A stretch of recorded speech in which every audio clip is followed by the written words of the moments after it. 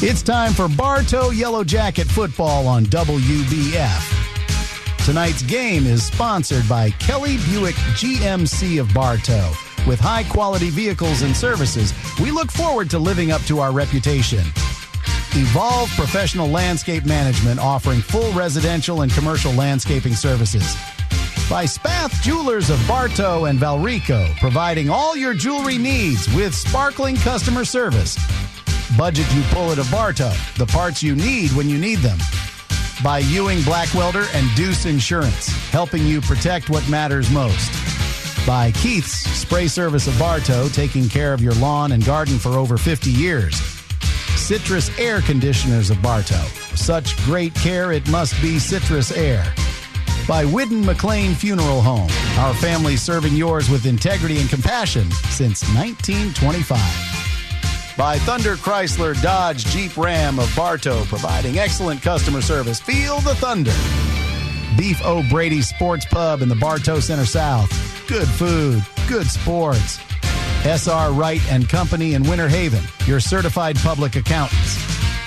Carla Meeks, real estate on your side from start to finish with experienced realtor services. And by Bartow Ford, we're different and we prove it. Now, let's head to the stadium and join our broadcast crew for Bartow Yellow Jacket football.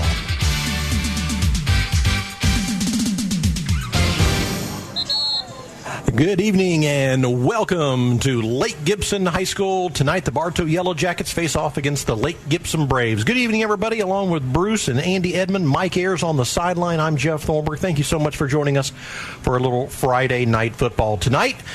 It seems just like Monday we were here on a football field, and we're back to do it again. 3 games within a 12-day span for the Yellow Jackets. This is game number 2 here on this Friday night. The Yellow Jackets riding a 3-game winning streak. Their record now stands at 4-2. They're going to battle the Lake Gibson Braves, who are coming into this ballgame with a record of 2 wins and 3 losses. Last time these two teams met on this field was way back in 2021, and Bartow walked out with a 35-7 victory over the Lake Gibson Braves. Lake Gibson is a Class 5A school. Bartow, of course, is a 6A school. But, Bruce, it's nice to be back up here in the northern part of the Polk County.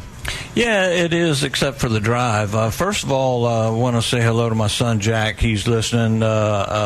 Maybe he's got a lot of his crew listening, too. I have no idea, but glad that he's listening. He's still doing active duty with all the hurricane stuff and everything that's going on, and so I want to say hello to him. But, we played Monday night, and we laid an egg in the first half. I mean, it was the worst we have seen this team perform. And then Mike went in with the coaching staff, as he always does, and came out and told us. And they had a really come to Jesus moment type deal. And so the kids came out in the second half. Murray got the big pick 6, and that just turned everything around, and we went on to roll. But this is a big team, a big football team. They're big, they're huge. We don't know what kind of skill players they have, what kind of talent. But Monday night, we didn't know. We thought we were playing against somebody really, really non-competitive. And they whipped us for 24 minutes. So we got to pay attention, and I think these kids are really look good in warm-ups. And Mike, you're down on the field as usual, and from up here, the field looks in really, really good shape. Yeah, absolutely, guys. The field is in great shape. But, Bruce, just to tag on top of what you said, I mean, that was something last week. I talked to Coach Eden a little bit. So, it was kind of one of those underestimating deals. They came in, Bloomingdale came in, and basically just schooled us for the first half of the ballgame, like you said. I mean, they put it to us. We laid a big goose egg on the board. But you saw that second half after Coach Eden and these particular coaches, the offensive line coach, the defensive line coach, they kind of put things together. And Coach Eden had a very, very stern talking with those coaches. I mean, that's something that Coach Eden always does at halftime. He always talks to his coaching staff before they go into the field house. And when you saw that team come out in the second half, it was a totally different Bartow team. You'd have thought they took every jersey and every pace pad off these guys and brought a new team out on the field because there was a total different mindset. And I think that all goes back to what we've talked about with Coach Eden and the mindset that he has with this team and the way the team has bought into what his mindset is. We underestimated this team that came in here tonight. You guys have got blown out. You know you're better than this. You know you can do this. And we saw the big turnaround. I mean, it wasn't even 35 unanswered points. It wasn't 21 unanswered points. Those points were solid points. I mean, like you said, you had to pick 6. And Bartow just turned the heat up. So, I mean, it was an eye-opener. Great eye-opener for this team. I think that just goes to show that the poise that they have coming into the second half of a game. And I think that just shows to what the coaching ability of Coach Eden and his staff has here at Bartow. Very quickly, the 715th MP company is listening. All of them are. And I don't know if they're standing at attention or if they're sitting down. I don't know what you do when you're in the service. But we thank you for everybody Absolutely. For your service, and really appreciate you guys listening. We'll try to have a really good time tonight. Once people start texting in and everything, we'll try to put on a little show for you. And, Mike, just to talk about what you talked about the second-half team, in comments you'll hear in a few minutes from Coach Tyler Eden, he talked about if you look at the numbers, Bartow is always, this year, they're proving to be a second-half team. And he kind of wants to correct that. He wants to play a full game, not just half a game, because he knows down the road you're going to meet some opponents that won't allow you to play your second-half game like we've been playing. So Coach wants to correct that. But he said if you look at the metrics of it, we're outscoring by 3 times what we're allowing in what we're doing in the first half. So anyway, good stuff down there, Mike. Andy, we got a defense out there on that field too that will they will go after the offense. They do some blitzing, and Murray, he likes to just sneak right in there and tear him up. Murray comes from that safety spot, and they bring him up. They pull him up, and Jack will remember it's almost like the Hornet defense where they've got the 4 down linemen, but they'll walk that safety up, and he'll come off the edge every time, and Murray's so quick. He can run them down if they're going away, and he'll blow them up if they're coming at him. And he brings us that senior leadership and captain on that defense that we just love. Yeah, between him and Stanley, it's really, and I guess you got to throw Hampton in there. Yeah. We don't have a lot of seniors, a very young team, but those 3 cats, man, they can wreak some havoc. Well, speaking of young cats, the junior varsity team last night defeated these Lake Gibson Braves junior varsity team. That game was back in Bartow, and Bartow won 18-0 over the junior varsity Braves last night. All righty, Bartow's on the field. They're going through their warm-ups. Lake Gibson has already completed their warm-ups. They've headed back to the locker room to get dressed and ready to go for the ball game tonight. We're going to continue our pregame show. Coming up next, we have Stratton selections. And everybody was perfect last weekend. I just want to throw that out. Yes, I was. More of Yellow Jacket football coming up. Why does that not surprise me? You're listening to Yellow Jacket football on WBF. You can win a brand new truck from Kelly Buick GMC and help us support our schools. This is Brandon Wunjo urging you to sign up and help raise money for our school kids and projects. It's the annual $20 truck at Kelly Buick GMC in Bartow. At Budget You Pull into Bartow, they'll buy your old vehicle and even arrange to pick it up. We buy junk cars here. We can also arrange for towing from you. We use Gator Towing for our towing service, so you know you get insured a professional towing vehicle. And they cover Polk County. Budget Auto Parts at Bartow. For over 50 years, Keats Spray Service has been serving Polk County with specialized treatment of delicate ornamentals, including rose bushes. Want to learn more about the treatments of ornamentals as well as expert lawn care? Call Keats Spray Service.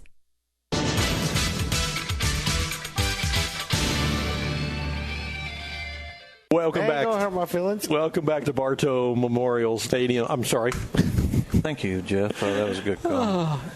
Is it my turn to get? We're in Lake Gibson High School. Where are we at? Travis Gunder Memorial Field here at Lake Gibson High School. It was a long ride, Mike. We're trying to be professional. My son and his company are listening right now, so I would highly appreciate if you were a little more professional. Yes, sir. All righty, here we go. Jeez, aren't we testy tonight? Stratton selections. This is you guys are going to love this. Last week we were all 3-0 because we really didn't have any mini games to pick, so we're all 3-0. Overall standings in Stratton selections. Mike, you're 43-18 overall. Bruce, you're 43-18. Andy, 44-17, and some guy named Jeff is 46-15. But because and Jack, that's because I keep score, so that's why I'm in front. All right, here we go. You guys ready? Yeah. Stratton selections for week number 7. The Lake Region Thunder. They are 0-5. They're in Poinciana tonight to take on the Eagles, who are 3-2. Man, Poinciana, they let me down last time, right? But they're not going to let you down this week. No, Lake Region, they can't beat themselves right now. Mike, Andy? Yeah, Mike? I don't know about that, Bruce. I mean, my goodness. That's a tough one, man. I mean, studying the paper. I want to go to Lake Region, but man, when you come into a schedule like that, it's kind of tough. So, golly, let's go Poinciana. I just see them going 0-6 this week. He's scaring me for that was close. I thought those painkillers, Mike, was. Oh my goodness. Did you bring your cheat sheet, Mike? Mercy, Mike, you had me worried there for a second. Mike, are you ready for this one? The Haines City Hornets at 3-3 will visit the Davenport Broncos at 2-3. What do you think, Mike?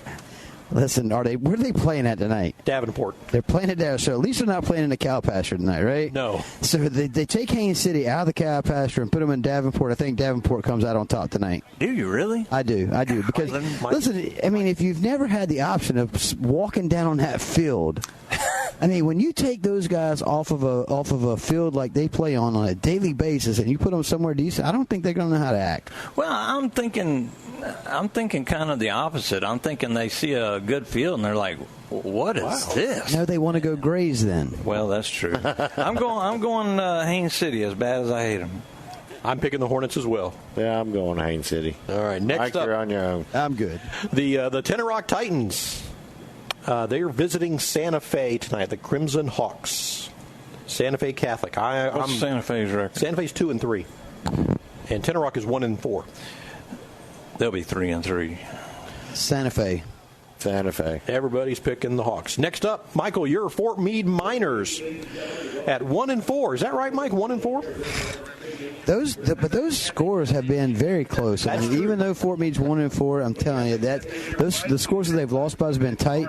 But they're going down. Yeah, this is a tough one tonight. IMG Academy White. Yeah, they're going to Bradenton. So we've all talked about this. Those IMG academies, most of those kids are already signed with Division I colleges. So it just all depends on what division, what color team you get put on. White, IMG blue. Mm-hmm. I mean, those kids all live on campus. They all have housing on campus. So I tell you, I just, even with a second-string IMG team, I think Fort Meade's going to struggle. Fort Meade's kind of putting it back together, but I'm going to have to go IMG tonight. I think so, too. Yeah, they could go 5 deep, IMG, but those 5 are going to beat a not-so-good football team probably 5 out of 7 times, and I'm going to go IMG. I'm going to go on IMG and maybe a running clock. All of us with IMG Academy.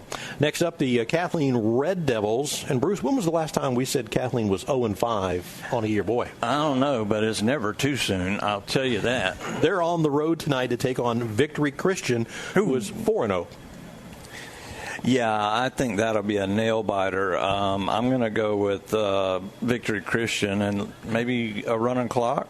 Yes, the Storm. I picked the Storm. Andy? I'm going with the running clock and Victory. Michael. So let me ask you, the last time we played Kathleen, didn't we play them like on a Saturday morning? Yes. That's what I was thinking about. Because I remember sweating down there on the field. Yeah, that was nasty. But it's going to be Victory. Victory's going to take that win tonight. Next up, the Winter Haven Blue Devils, 1-4. They're traveling to Parrish tonight to play the Parrish Community Bulls, who are 4-1.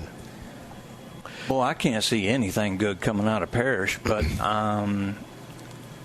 Winter Haven's not a very good football team this year, Mike. Last week, Winter Haven lost to Haines City 20-7. Ooh, I'm going Parrish. Yeah, there is some talent there in Parrish. I mean, unfortunately, what they have down there is you got to think you got that Lakewood Ranch area, you got Manatee County all down in that area. They come from Parrish. So I think maybe some of those kids maybe have come over to Parrish. So I'm going to go Parrish tonight. Yeah, on the road, I don't see much Winter Haven, so I'll go with Parrish. I'm going with Parrish.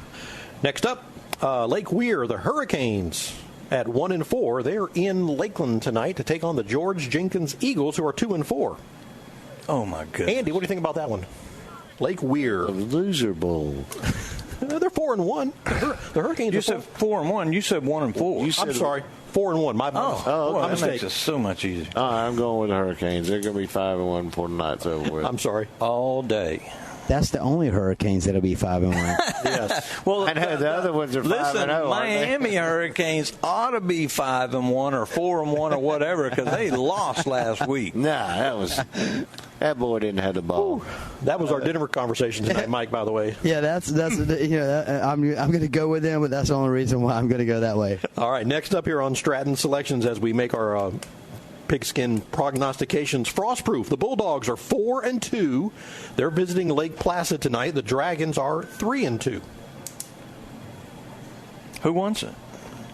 Frostproof, Lake Placid. I'm going Frostproof. Me too. I'm going Frostproof. That's a tough team. Mike? Frostproof. Mike, yep, all over it.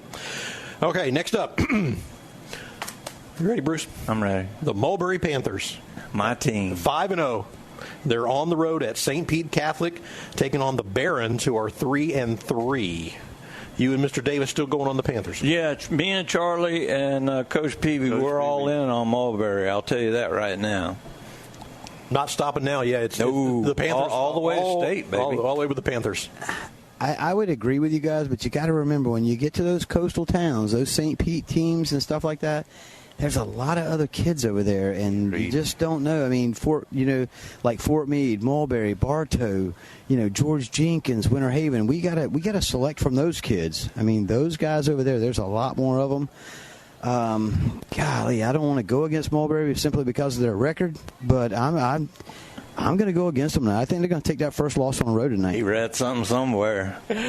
Andy, what do you think? I'm going to go with St. Pete. Don't do it. Just leave me on the wagon. I can ride the wagon by myself. I've been thinking about this ever since we were talking about this at dinner. I've been thinking about this the whole time, and Charlie is not going to like that at all. I'm telling you. I ain't worried about Charlie. Number one. You're the one that has to deal with him. And all right, so that's a split. The crew. Mike's got 3 monitors, right? And 2 of them he's working on FiOS and all this other stuff. But one he's got dialed in on high school football. He reads high school football all week. It's 2 to 3 high school football, and then work on one. Work on one? Yeah. All right. He's not going to overdo it. All right, Mike, here you go. The Auburndale Bloodhounds at 2-3 visit Ridge Community, who got a good win last week over Jenkins, a district win. So what do you think, Mike? Auburndale at Ridge? It doesn't matter. Auburndale's going to win that game. Neil Duncan wants to know if any real research goes into my picks. And no, it's strictly hatred or liking somebody. And I'm going with Auburndale on this one. I'm picking Ridge.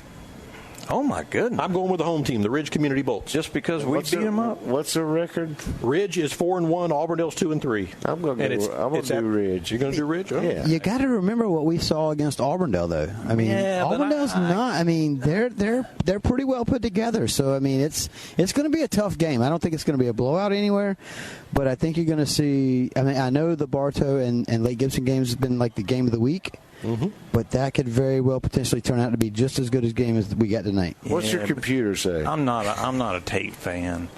All right, one more game to go. Lakeland Dreadnoughts at 5-0. They're on the road at Riverview tonight to play the Stingrays. That's who we got to play? Sumner Stingrays. No. We got Durant. No, next week we have the Sharks, the Riverview Sharks. How many Riverviews are there? Well, there's a lot of high schools in the town of Riverview. And they're all called Riverview? Yeah. Well, this one, I just put the name so we know where it was, because I think you know what Sumner Stingrays were. What's their record? They are 3-3. They're going to be 3-4. Yes. They're mashed. Who are they playing? Does it matter, Andy? It doesn't matter who they're playing. Exactly.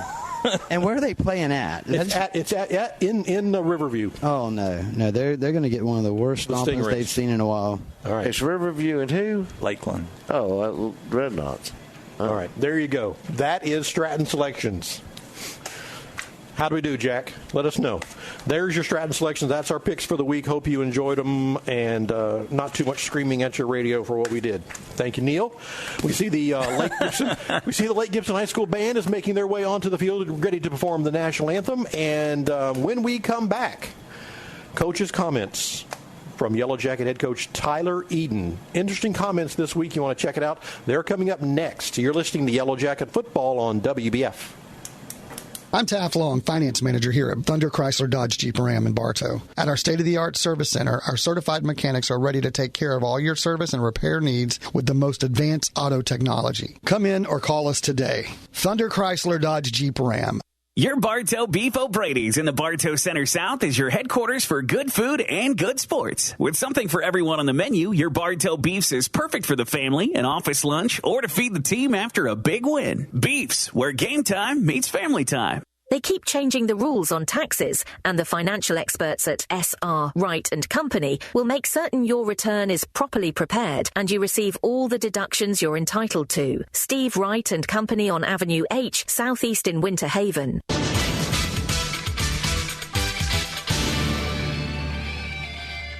Coach Tyler Eden. Coach, congratulations. 3 wins in a row. Your first district win of the season last week against Bloomingdale in a comeback fashion. Kind of recap that game for us. Yeah, well, glory to God. That was a crazy game, but I'm very proud of these young men, how they fought. Obviously, very disappointed in the execution in the first half, just on all phases, offense, defense, special teams, not at our standard. That's one of the things we talk about is NOS, not our standard. And it sure wasn't our standard. But, when you're building a program, when you're building a culture, you're going to have lapses. And the question is, can you get back on track? And then can you survive that lapse? And so, obviously, wasn't ideal, not good. And our job is to figure out how we can limit those lapses and eliminate them ultimately down the road. But I'm very proud of the way that they were able to snap back into it and get back to just our process like we talk about, one play at a time, 4 to 6 seconds. And that's how you win a game like that, because you could look at the scoreboard and say, oh, man, I'm down 21, I'm done, there's no way I can come back. But they didn't. They just said, okay, well, we're going to make the next play our best play, and we're going to keep focused on that.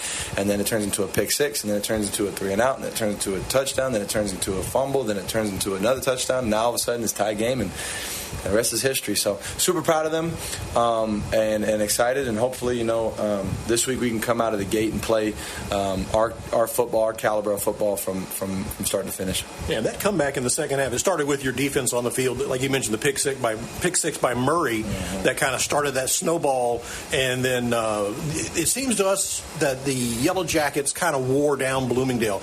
Back, you always talk about conditioning and playing the full 4 quarters. It looked like just Bartow just wore them down. Yeah, I don't want to say, there's those kind of cliche things like we're a second half team, but I mean, there are some metrics that would support that we do really well in the second half. I mean, we're outscoring opponents at home in the second half, 77-16. So, that's a good number. And it's the one that we're proud of. And yeah, we do. I mean, we condition our boys really hard in the summer. We work them hard in the summer. We work them hard in camp. We still work them hard during the season. But another thing is, too, it's just the style of play, right? So we're a no-huddle, up-tempo offense, and we move at a very fast pace, and we do that on purpose because, at the beginning of the game, you might be able to hang with us, but eventually we're going to wear you down, and you're going to get tired. And that's where you see that running game, especially in the second half. We started to lean on it, and we rushed for over 250 yards, which was great. First time we've been able to hit that mark this season, but super proud of that.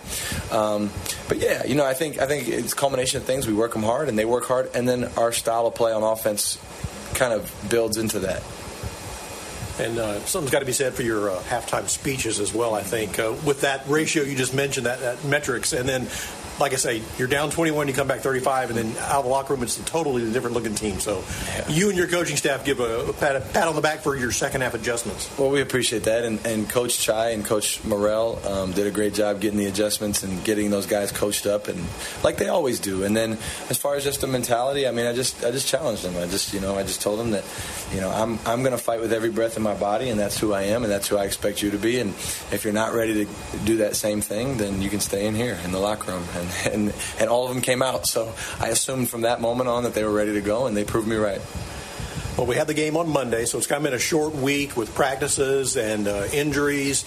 We still see Birch walking around with a little walking boot. And what's Border's situation, and how'd practice go this week? Yeah, well, very tough week. I mean, very tough challenge, right? So with the hurricane, we were forced into a situation where we were going to have to play 3 games in 12 days. And that's difficult for any team of any level, whether you're a pro team, a college team, a high school team, a little league team. I mean, whoever you are, it's tough. So, it's going to test their mental toughness and their physical toughness. But, injury-wise, Birch is out, Brighton is out, so our left side of our offensive line is out. But those guys stepped up last week in terms of Margarito and Dean Bird, and they did a great job playing on that left side, and they really did a nice job. And then, as far as just a week of practice, it was good. We gave them the day off after. I just felt like, we did mandate them to watch an hour of Lake Gibson film, which they all did at home. And we watched a lot of film in my football class, and we had a great stretch where we kind of tried to get the lactic acid out of their muscles and things like that. But I just felt like it was super important with the grind that they're going on here to have that day to recover physically as much as they could. And then we had a great practice on Wednesday and another great one Thursday. But, it was great. So, I'm hoping that they're ready to go. But it's tough. So, again, it'll be one of those things where I'm hoping that they're able to come out and be focused. And I think they will be. I really do. I think they're facing an in-county rival, and I think they're going to be ready to go. This is your first trip over here to Lake Gibson High School, and what kind of prep work have you done for the Braves tonight? Well, a lot. I mean, we started watching film during the week of the hurricane to try to get ahead as a coaching staff. So we were fortunate. We had a lot of film on them, and we started prepping them, last Wednesday. And, they're a good team. They got talent, They have two quarterbacks that are pretty good. There's one that is more of a thrower, one's more of a runner, and I think the one that's a runner, gives a little bit more of a threat. I think that he's got a lot of talent. He's young, though. But then they've got good skill players, Lake Gibson's a school similar to Bartow. They're always going to have talent, right? So we've got to go in there and make sure that we're ready to execute it at an incredibly high level and get the job done. But I think, as far as scheme goes, I think our coach has done a good job of preparing our kids. Now they just got to go out and execute. Well, you ready for a college pick? Of course. I only found one matchup this week involving two top 25 teams. Nice. Number 9, Missouri, is at number 25, Texas A&M, the Aggies. What do you think about that one? Let me see. Missouri's 4-0. Texas A&M, they've lost one, so they're 4-1. Yeah, I am going to go. It's a weird one. I admit I don't know as much about Texas A&M as I would like to, but I know that the coach at Missouri is really good, and so I think he's going to have them ready. I think they're going to go on the road and get a win.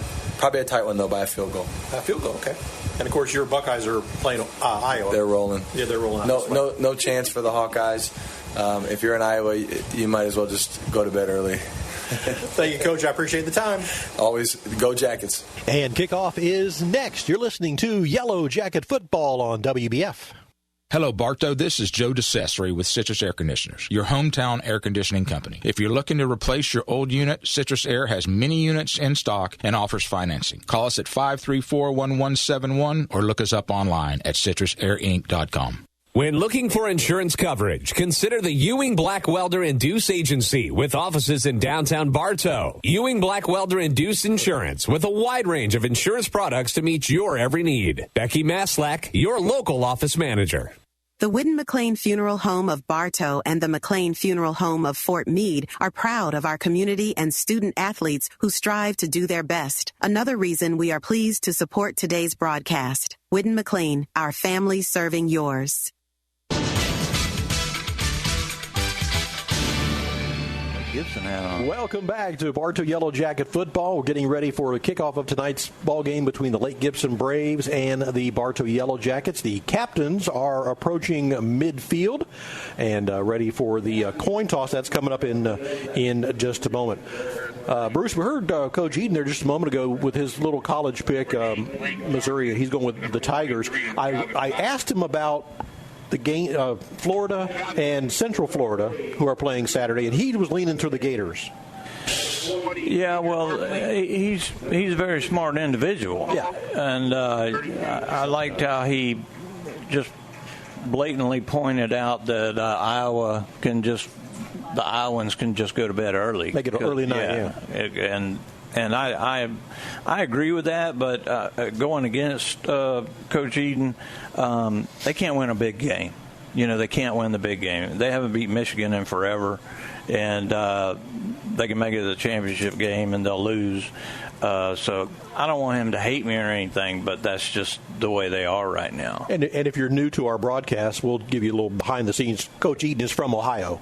he's a huge Buckeye fan, so that's why he always talks about them. He said there's really 2 games on Ohio State's schedule. That's Penn State and Michigan. And that's the truth. I mean, they don't play anybody, and then they get into a tough situation and they get beat.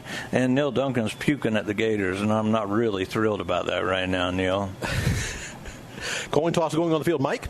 Yes, sir, gentlemen. So Bartow has won the toss, and they have deferred to the second half.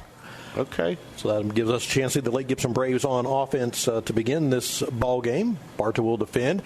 The field here at the stadium runs north and south. Mike, we talked about the field conditions. They're very good field conditions, but any kind of wind, or how's the temperature down there? No, guys, I mean, we forgot to talk about that earlier. I think the field's in great condition tonight. I mean, I know we've had a lot of rain here in Polk County, days here and days there, but this field is in great condition. You see the nice crown on the field. Not much of a breeze. I mean, you see the flags on the goalpost down there, and not much of a breeze there, even being 30 feet, 40 feet up in the air. It's pretty calm down here on the field. About 81 degrees here in the north part of Lakeland at Lake Gibson High School as we get ready for the ball game tonight with the 2-3 Braves against the 4-2 Yellow Jackets. And Bartow has run off 3 in a row to get the season back on track, so to speak, at 4-2. Coach Edens also pointed out Bruce undefeated at home this year, so he's looking for a road win. Yeah. This would be a good one to get. That's very important. And last year we started out so quickly, bam, bam, bam, and then we went through that stretch in the middle of the season where we kind of fell apart. And Lake Gibson making their way onto the field. They can't spell. Behind the little golf cart. They spelled their name backwards. It looks like Savard. They can't. Braves instead of Braves. It is a Polk County school, guys. Yeah. That explains a lot. So the Yellow Jackets will be kicking off. We mentioned that the field runs north and south, so on your radio dial, imagine the Yellow Jackets defending the goal to your right and kicking to the left. Yellow Jackets tonight with the orange pants, the white jerseys, and the orange helmets. Lake Gibson, Bruce, all in the burgundy, the deep burgundy color, maroon, I guess. Yeah. I've always kind of liked their uniforms, unlike FSU, who they always sort of some sort of puke in the middle of whatever they're doing, just like Neil did on my phone. But these uniforms look pretty good. I like the black with the burgundy. Mike, for our military folks, Jack and the whole crew to tune in. This is the game to tune in, isn't it? It's shaping up to be that way. Yeah, absolutely. I mean, if you couldn't catch a game all season, I mean, this one is one that they had picked up to be the game of the week. I mean, so this is twice that Bartow's games have been game of the week. So absolutely, they could have picked a better day to tune in and listen to us guys on the. Hey, and once again, like you guys always said, we appreciate all of our military members.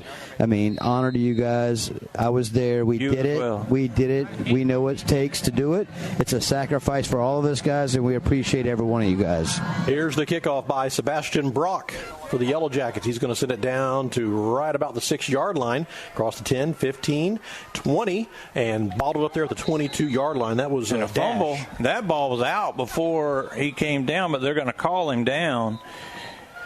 And looks like Murray was one of the first ones in on the tackle along with Adams. And so Dash was the returner. They're going to say, yeah, Bruce, you're right. He's down to the 21-yard line. Jason Dubberly is listening, saying go Bartow. Want to say hi to Fred Roden. He messaged us earlier. Thank you, Fred. Appreciate you. It was good to see you last week at the stadium. Yes, Fred. It was. Fred's always rocking, bro. I'd like to also thank the military for their service. They do a whole lot for us, and sometimes they're forgotten, and that's just wrong because I appreciate every one of them. Quarterback for the Braves is Henderson. He's going to turn around and hand it right away, and that's going to be the running back is Norfleet. And he's going to get 3 on that one. Yeah, Stanley was able to chase him down. The defensive end, they were able to crack down on the defensive end and let him get a little bit to the edge. And Stanley is telling him right now, you've got to fight that block off. Going to give him about 4 yards. It's going to be 2nd and 6 here for the Braves, just underway. And our buddy Garth Washington is listening, saying we sound good. We appreciate that, Garth, as always. 2 receivers to the left, 2 to the right. Henderson wants to throw, does a little slant across the middle. It goes incomplete. Really good coverage by Hampton. He was all over him. Woo. Hampton tried to connect with Dash. Ball's incomplete. It'll be 3rd down and 6 here for the Braves. Mike's right over there in front of that Yellow Jacket marching band. Good to have them at the game tonight. 3rd and 6 for the Braves. 3 receivers now here on the near side of the field. Henderson, the quarterback. He's going to hand it off. Up the middle goes Norfleet again. He's wrapped up and slung to the ground. That was Stacy with a big tackle at the 25. 4th down. Yeah, he did a little fireman's carry right there and slammed him to the ground right there, and makes it 4th down. They're going to have to punt. I noticed Bartow stayed in coverage that time. We very, very seldom see them in coverage like that, but they had 2 deep safety, and they were waiting they're daring them to throw it. We got a drone up there tonight too, guys. 4th and 5 for Lake Gibson. Here's the snap. Aye. And the kick will sail down to the 45. It's going to make a left-hand turn. And it'll be down by the Braves at the 45. So Bartow with excellent field position to start their opening drive of the ball game. No score from Lake Gibson High School between the Braves and the Yellow Jackets. Well, a totally different start defensively for the kids. They stepped up, as last week, they got beat on that slant, or the kid going right down the seam last week for a touchdown. We're down 7-0 before we can blink. And Stephen Horn, listening, telling me to take it easy on his nose. Oh, my God. Everybody's getting upset. I don't understand. 10. Johnson, handoff up the middle there. Only bounce to the outside. Nice run by Brown. Avis Brown Jr. He'll cross midfield. He'll get a 1st down. All right. That'll be nice. I don't know if they're going to give it to him or not. He's close, isn't he, Andy? Yeah, he's about 1.5 feet maybe. So it's going to be 2nd and short here for the Yellow Jackets. Blake Johnson, the quarterback. He stands in the shotgun. Brown standing right next to him, and he's going to give it to Brown. Up the middle he goes. Tough sledding in the middle, but does he fall forward enough? No. It's going to be 3rd and 1. Yeah, he's not going to get that, guys. They're going to bring it out to about the 45-yard line. So it's going to be 3rd down and 1. Jackets are quickly to the line of scrimmage. Quick count, call them offsides, and they got the 1st down. And they do it. Andy called it. They did exactly that. Blake Johnson clapped his hands, and 2 linemen jumped off sides for the defense. Easy 5. If you haven't seen Bartow do that all year, you need to go back and watch the film, because that is one. I mean, not to say that's Bartow's saving grace, but I'm telling you, Johnson has a way of bringing those guys across that line. They get used to that snap count, and he's going to draw you every time. And they've watched film on that and see it, but they still get caught. 1st down, handoff, slant across the middle, and it tried to get it to Butler. It's going to be deflected and intercepted at the 25-yard line.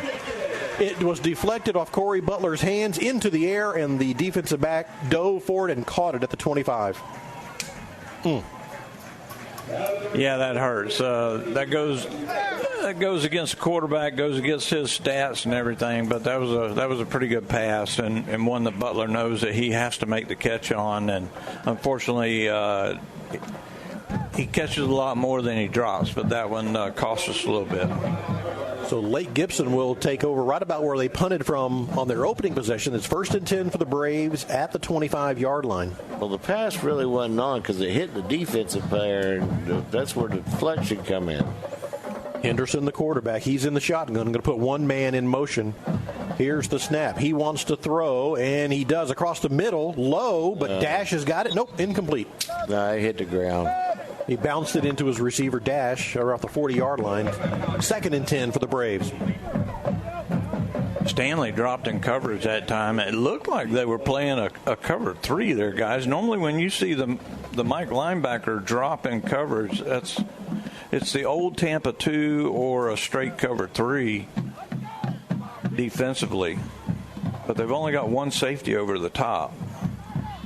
2nd and 10 for the Braves. Handoff up the middle, Norfleet, and he is bottled up right at the line of scrimmage Again, the ball popped out, but he was down. Yeah, that was number 2, Jackson, in on the play, coming from the linebacker spot. Murray was blitzing. It'll be 3rd and 10 for the Braves from their own 25-yard line. Quarterback is Henderson. Bruce, they got him 6'3", 195 pounds, and a sophomore. He looks more like about 175 pounds, but he is a tall young man. He's tall, skinny rascal. 3rd and 10. Twins to the left, twins to the right. Here's the snap. Henderson steps straight back, wants to throw. He does. Across the middle. It's going to be knocked out of the ball, out of the receiver's hand, incomplete. Yeah, Murray hit him first, and then Borders comes in and knocks the ball out. It was a late blitz by White coming from the weak side and almost got to the quarterback. And Bruce, it's nice to have Borders back in the lineup. He's missed about 3 games. Yeah. So Messiah Borders, number 12, nice to have him back on the defensive side of the ball tonight. So that's going to set up punt formation again for the Lake Gibson Braves. Tyler Murray standing about near midfield, ready to receive the kick from Manilotsky. Almost went over his head. Off the side of his foot, and it's going to bounce right at midfield, and Murray thought about picking it up. Yeah, how they didn't get to that one, I don't know, guys. I mean, there was like 4 or 5 Bartow players in the backfield on that one, and that was a high snap. Yeah, I saw a video this week where they got to the kicker before he was able to kick the ball, and they just took him out like he was a scarecrow or something. I mean, they just leveled him, and flags were flying everywhere. I'm like, that should not be a flag. He's got the football. You can hit him. Yeah, as long as he's got it, he's fair game. 1st and 10 for the Yellow Jackets at their own 43-yard line. Second possession of the ball game. Johnson, the quarterback. He's going to hand off up the middle. This is going to be Avis Brent. Nope, check that. This is going to be Thomas, number 1, the ball carrier. Flag on the play. Oh, and now a flop by LeBron Another James. flag on the play. Going to have offsetting penalties. As soon as Lake Gibson player saw the flag come out, he went to the ground. Thomas picked up about a yard on that play. The referee's now getting together to discuss the laundry on the field. You know, hot nights call for cool times. Beat the heat with Zest Bar and Grill. Whether it's the lunch specials or dinner favorites, they specialize in fresh. The bar is always open till 9 with innovative cocktails. And happy hour tomorrow on Saturdays from 11 to 4. Still time to get down to Zest Bar and Grill in downtown Bartow. Jeff, I wonder how hard it would be to get those guys to deliver to us. Probably not. Zest has some great food. They do. I mean, I just wonder how hard it would be to get them to cater to us. Well, Jack, I know somebody down there, so we'll get on that. Jack wanted me to not be so hard on the kicker. We went up to watch him when he was playing at Maritime, and he had to be the punter because the punter got hurt. And they blocked the kick on him. Wasn't it in the end zone? And I don't remember. It laid him out. He could kick it if they'd let him kick it, but unfortunately Maritime wasn't very good at blocking for a kicker. There is a very extended conversation happening at midfield here about the play. Every referee is involved in this little huddle right at the 43-yard line talking about the 2 flags. I think Jack still holds some records up there at Maritime. Most block kicks in a game and most block kicks in a season. Geez, y'all are tough. And Jack, you can't let them talk about you that way, buddy. And I think, yeah, he still holds that. All right, now the referees have broken the huddle. We have unsportsmanlike conduct against Lake Gibson. We have unsportsmanlike conduct against Bartow. Penalties will offset. The play counts. It'll be 2nd and 9. That was too long a conversation for that. It only took 5 minutes to figure that one out. They're not done yet. And they're still talking with Coach Eden on the far side of the field. Well, they don't need to be tossing anybody yet. That chick's walking out there, so they're not done talking yet. Our squad of referees tonight also does include a lady referee. First time we've seen that this year. Yeah, she's only about 3 feet tall, but she's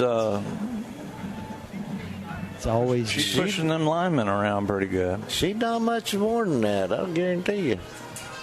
She comes up to about the waist on some of them football players. All righty, I think we got everything straightened out. 2nd and 9 here for the Yellow Jackets. The ball is at the Bartow 45-yard line. They got a blitz coming right here, guys. Jackets with 2 receivers to the left, 2 receivers to the right. Blake Johnson, the quarterback, stands in the shotgun.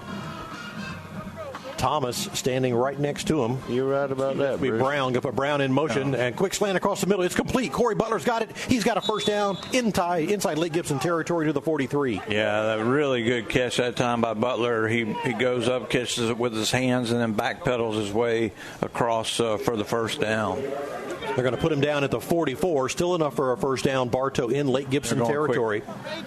To the line of scrimmage. 3 receivers on the near side of the field. Here's Johnson, and it's going to be a handoff. Avis Brown Jr. up the middle he goes. He's going to get near the 40 before he's tossed backwards. Well, I'll tell you one thing, guys. Mike, and I'm sure you're seeing this too. If Johnson decides to pull that ball, he's got 20 yards of wide open field. There's nobody. I mean, that defensive end is crashing down. Yeah, exactly. And I think you're going to see that here just before it's over with. They're going to catch Lake Gibson coming in like that. He's going to pick up on that, and when you see him take that corner, you're going to see that. Johnson again with the hand clap draws a free 5-yard penalty against Lake Gibson. Drew him offside, so it's now going to be second down and about 3.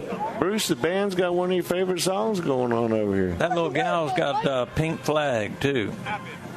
I was wondering about that. Snap. Johnson looking to throw. Now he'll step outside the pocket. Open. Thomas is deep in the end zone. He throws it over everybody's head. That's a pass. That's a flag. And there's the flag. Yeah, I know the crowd is going to say it was uncatchable, but he tackled him in the end zone. Yeah, the coaches out there, the Lake Gibson coaches, he's not real thrilled. I don't know if he's the head coach or not, but he's giving the referee. There's another one. He just got one. The coach just got a flag. Man, these guys are carrying 2 flags now. That's just unreal. Mike, we got to get you in the game, bro. Listen, I don't want to get ejected. I don't want to get us thrown out. I mean, the Whitehead had 2 flags in his pocket last week. So this is going to be shaping up to be at least one call we know is going to be unsportsmanlike on the coach, and we'll see if the pass interference call stands. And it did. They just pulled Thomas down in the end zone. Yeah, that'll be 30 yards of penalties right there. Let's check. Pass interference. There's the call against Lake Gibson, and unsportsmanlike conduct against Lake Gibson. So it's going to be an automatic first down. They'll march off the yardage. Start counting. No score in the ball game. 7:03 left here in the first quarter.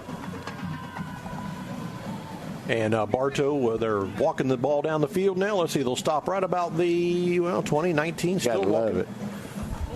Down to the 15-yard line, Bruce.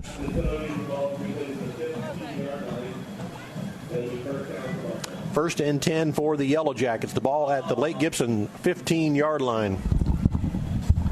And that's something we saw a lot of last week with Bloomingdale. I mean, there was a lot of penalties in that first half, and that's just what started killing Bartow was those penalties. I think my sailor is listening too. She I just got a video. And handoff by Blake Johnson up the middle goes Thomas. Thomas inside the 10 to about the 9. So I want to say hello to her and Evie if they're listening. And Neil is getting on to me about something. Second down and about 5 for the Yellow Jackets. Ball spotted right at the 10-yard line of Lake Gibson. Neil said they need more than 2 flags if they're listening to this broadcast.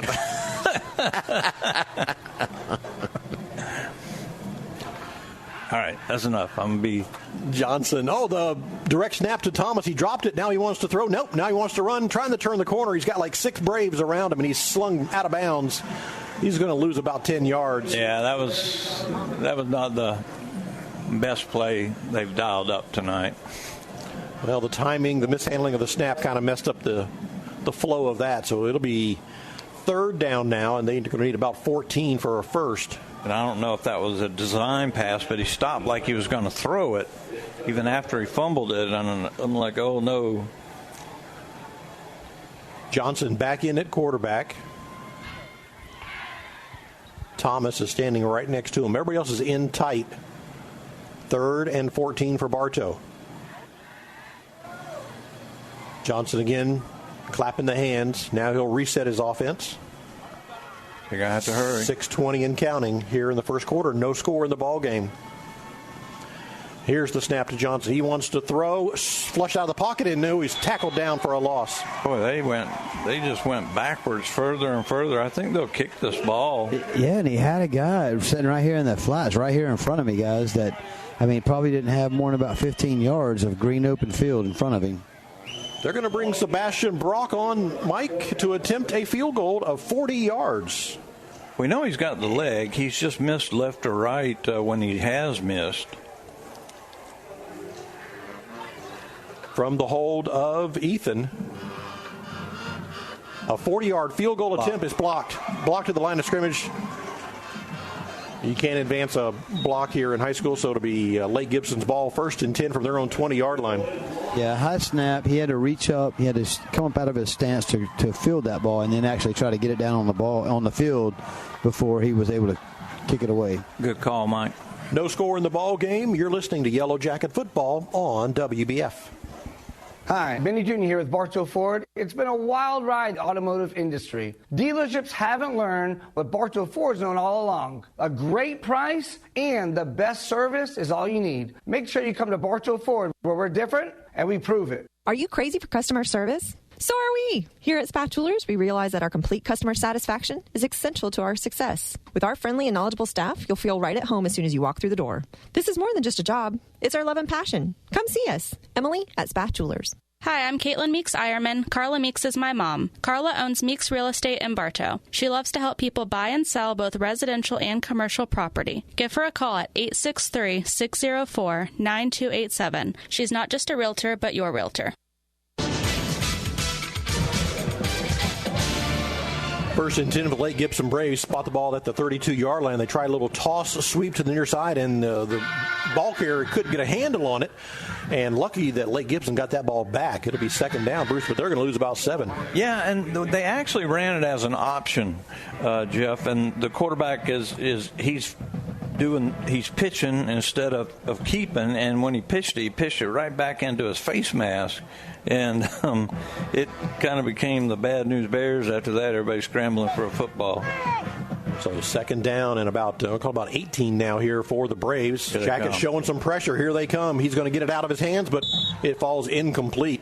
He's falling back when he throws the football, guys, and he can't get anything on it. This quarterback, he's been low every single time on every throw, and it's because he's falling off that back foot.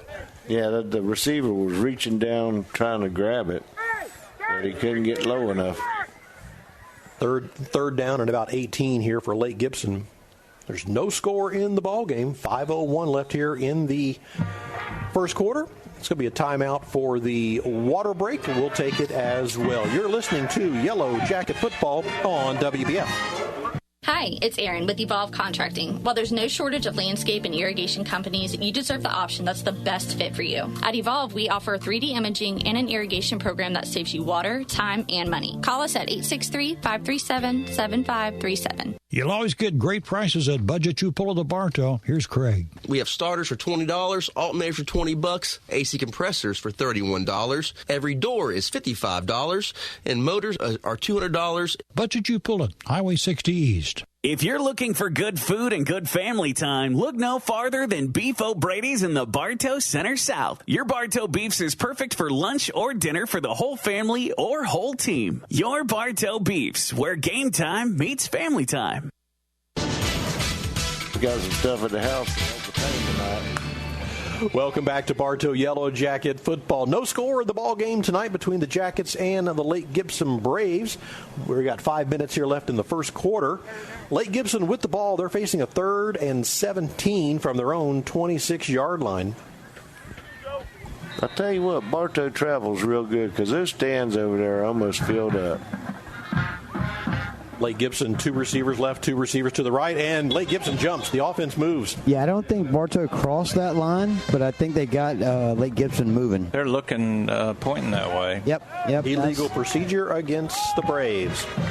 Yeah, Bartow was coming. Looks like they had several guys coming, and then that just tipped Lake Gibson off the move. Yeah, they were bringing it. They were bringing 6 guys. Into the first quarter, Parish Community 10, Winter Haven 7. Good. At the end of 1. All right, here we go now. 3rd and a bunch for the Braves. Henderson throws it downfield, and he's going to overthrow his receiver. Incomplete. Trying to connect with Dash. That could have got ugly in a hurry. I mean, listen, I just seen the biggest flop you ever seen in high school football, guys. Right here at about the 15-yard line. And he dropped a flag, too. Yeah, that was the biggest flop I've seen. Well, the play almost was ugly because the corner let him run right by him, and the safety was not getting over in time. If he catches that ball, that's a touchdown, guys. He should have caught that ball. I know, it was right in his hand. Mm-hmm. Personal foul against the Yellow Jackets. So what did they do, the quarterback? I don't know. Mike said he saw him flop. Listen, that was the biggest flop I've seen, guys. I mean, I'm telling you, I was standing right here looking at it, and all the Bartow kid did was put his hand up. Listen, that was an NFL scripted flop if I ever seen it. LeBron James. Oh, my gosh. I mean, he flopped down, but you see, I mean, listen, this is just the way I feel about it. If I'm going to hit you, I'm going to hit you, and I'm going to take that penalty, but I can promise you when I hit you like that, you're going to know it. I'm not going to take a 15-yard penalty just for sticking my hand out. Yeah, that ain't happening. They still got a punt. Yeah, it was a spot foul, so the 15 yards doesn't give them a first down, so it's still 4th down and about 7. I would be coming after this kicker. Looks like they are. Lake Gibson in punt formation. Murray standing about his 30-yard line. Here's the... They got it. They blocked it. And it's going to be picked up at that's Murray. Murray's got it at the 43-yard line, and Murray had a little bit of daylight. He squeezed to about the 43, but that was wow. Hampton again. Back-to-back weeks that Hampton has come in and blocked a kick. So, again, Bartow will start this next possession in excellent field position, this time at the Lake Gibson 43-yard line. I mean, what's up with these referees? They get in a huddle more than the teams do. And the Jackets want to go quick. So here they are. Bartow's already at the line of scrimmage. Referee gets out of the way. Here we go. 1st and 10 for the Yellow Jackets. Here's the snap. Handoff. Avis Brown Jr. up the middle. And he's going to be stuffed after about a 1, maybe 2-yard gain. And, Bruce, I see what you mean about the outside and the defensive end crashing down. Johnson does have some space on the outside. 2nd and 8 for the Yellow Jackets. 2 receivers to the near side. Here's the snap. He wants to throw this time. Butler's got it. Butler breaks 1 tackle. See, that's going to be McBath, rather. McBath on the far side.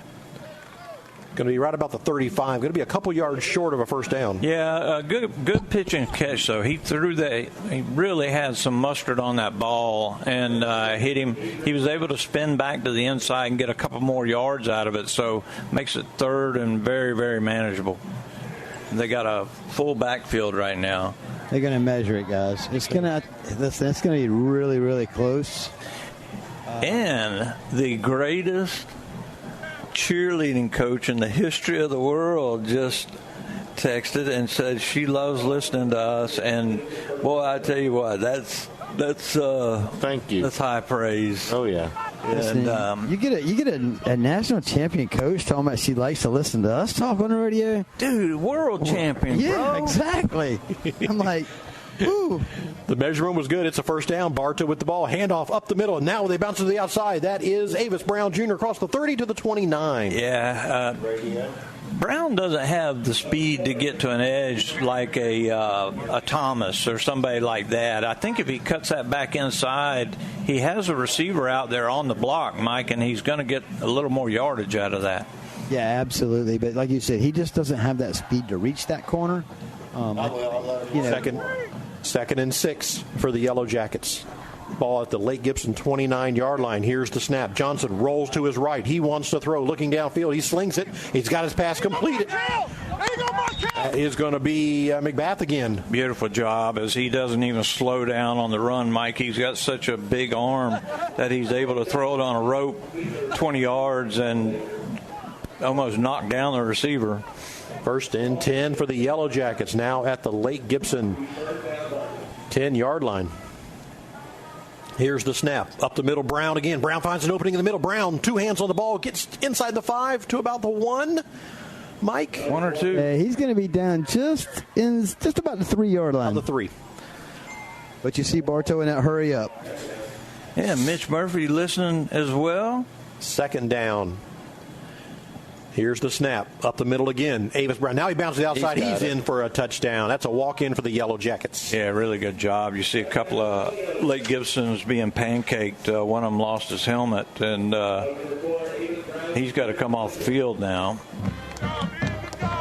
Avis Brown with a touchdown run of 3 yards. He wasn't going to.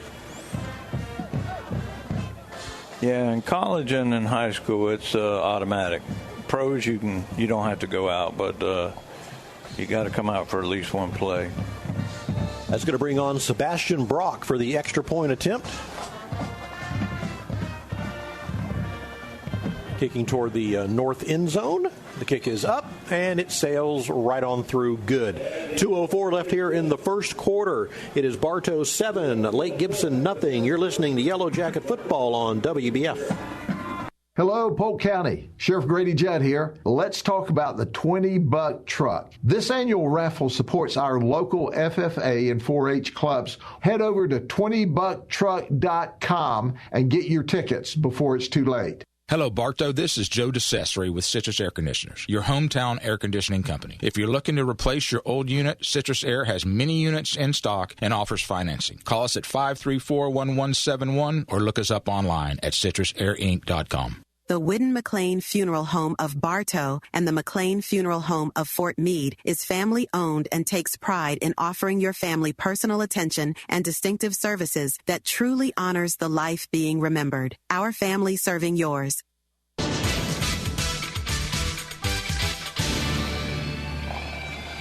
Welcome back to Bartow Yellow Jacket Football as we approach the 8 o'clock hour. You're listening to WWBF Bartow, about 79 degrees here at Lake Gibson High School. Yellow Jackets kick off down to the 5-yard line. That's Dash with the ball. He's across the 15. Corey Butler down there to bring him down, slows him up, and then 1, 2, 3, 5 Jackets will throw him down. He gets smothered. Yeah, I think about 3/4 of the kickoff team was on top of him when he got tripped up there. Yeah, and Butler was the one that slowed him down enough, kind of tripped him where you're kind of falling forward, and then they just gobbled him up. 1st and 10 for the Lake Gibson Braves, all the way back, their worst starting position of the night at their own 9-yard line. Yellow Jackets in front, 7-0 as we approach the end of the first quarter. Henderson is your quarterback for the Braves. He's going to send 2 receivers to the near side of the field. Oh, now they're going to readjust. I think we need a safety. We'll give the safety up for just a pick 6 right here. Yeah, they're running a crazy formation. They are very wide on the one receiver. It's going to be a little quarterback wildcat. It's a different quarterback, number 18. He tries to bounce to the outside, and he's going to get a first down as he sprints to the Yellow Jacket side of the field. Yeah, they got away with a hold, too. Murray was going after him, and he just almost got tackled, Mike.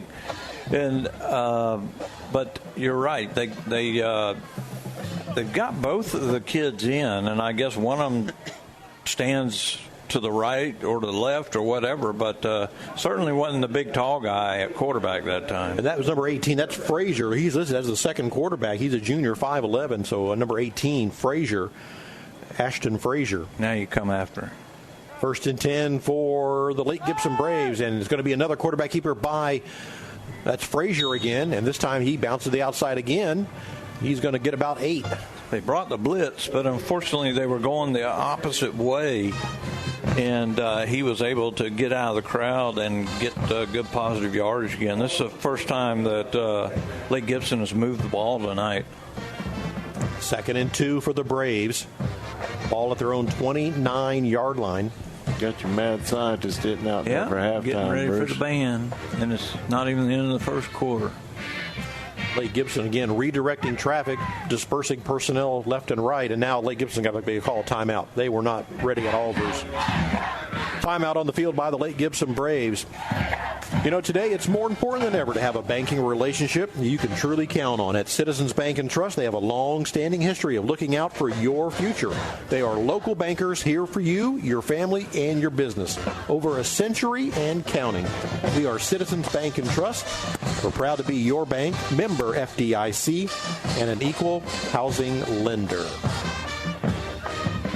How about a scoreboard update there, Bruce? Be nice. Let's see what we got here. Parrish is now up 17-7 over Winter Haven. Mm-hmm. Mike, are you sitting down? Fort Meade 9, IMG 7. What? Tenorock 14, Santa Fe Catholic 13. What? Oh, my goodness. I don't even want to hear it. 2nd and 2 here for the Braves. Here's the snap to Henderson. Henderson looking downfield. He throws it up in the air, and it's going to go over everybody's head. Incomplete. It'll be 3rd down. I think Mike fainted. I'm still here. Still here. They must be playing like IMG 7. 8 minutes left in the second quarter in that Fort Meade game. The Miners up 7-0. Now, are they playing in Fort Meade or? No, they're in Manatee. Yeah, Bradenton, yeah. 3rd down for the Lake Gibson Braves. They need about 3. Here's the snap. And it's going to be Frazier again. He's caught behind the line of scrimmage and thrown down for a loss. All the way back to the 25-yard line. Trying to see, comes out of that pile, number 98. That's our buddy Harden. Yeah. Mello, they call him Mello. Yeah, he's just a freshman, and he had a whale of a game a couple of weeks ago, and didn't call his number a whole lot on Monday, but he's back in action right now. Now they got to punt it again. 4th down for the Lake Gibson Braves. They need about 7, so Murray standing back ready to receive. I would lay off this cat this time, this punter. Lay off him and play for the return because he's going to be scared. They might not have to snap. Well, they do snap it before the quarter ends. Gets it away. And this is Borders back there. Borders will take it on one hop at the 43-yard line. Tries to move left, tries to move right. 3 Braves are there to bring him down. Well, he got the ball. He didn't fumble it, and they didn't go forward or backwards. So it all worked out okay. At the end of the first quarter, it is Bartow 7, Lake Gibson nothing. You're listening to Yellow Jacket Football on WBF. The Ewing, Blackwelder, and Deuce Insurance Agency has been serving Central Florida since 1984. They all work and live in your neighborhood and take pride in our history. Offices in Bartow, there when you need them, representing only the most reliable companies in the industry. Your Bartow Beef O'Brady's in the Bartow Center South is your headquarters for good food and good sports. With something for everyone on the menu, your Bartow Beefs is perfect for the family, an office lunch, or to feed the team after a big win. Beefs, where game time meets family time. SR Wright & Company can help you at every stage of your financial future. From personal planning to insurance reviews, from business problem solving to deferred compensation plans. Steve Wright & Company on Avenue H, Southeast in Winter Haven.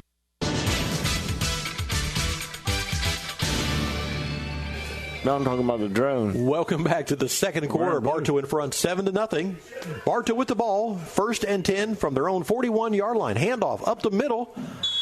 And it is tough going in the middle of that line. It really is, and they've got 7 men in the box, and they're all tightly bunched, and it's just hard for that line to move anybody. They'll get about a yard on the play. Make it 2nd down and 9 here for the Yellow Jackets. Here's the snap. And the little bobble in the backfield. The ball is on the ground. Looks like Lake Gibson's got it. Yeah, Lake Gibson. Yep, they recovered it. At the 38-yard line. A misexchange between Johnson and the running back. Yeah, I don't even know what kind of play that was, Mike, because it looked like Johnson thought the guy was going to take the ball. The running back acted like he wasn't getting the ball, and then the ball pops up in the air, lands on the ground, Lake Gibson's all over it. Yeah, and it, unfortunately, it just kind of looked like everybody was just watching the ball just lay there. I mean, nobody was really making an urgent move to get to it. That's the second Yellow Jacket turnover tonight. They also have thrown an interception.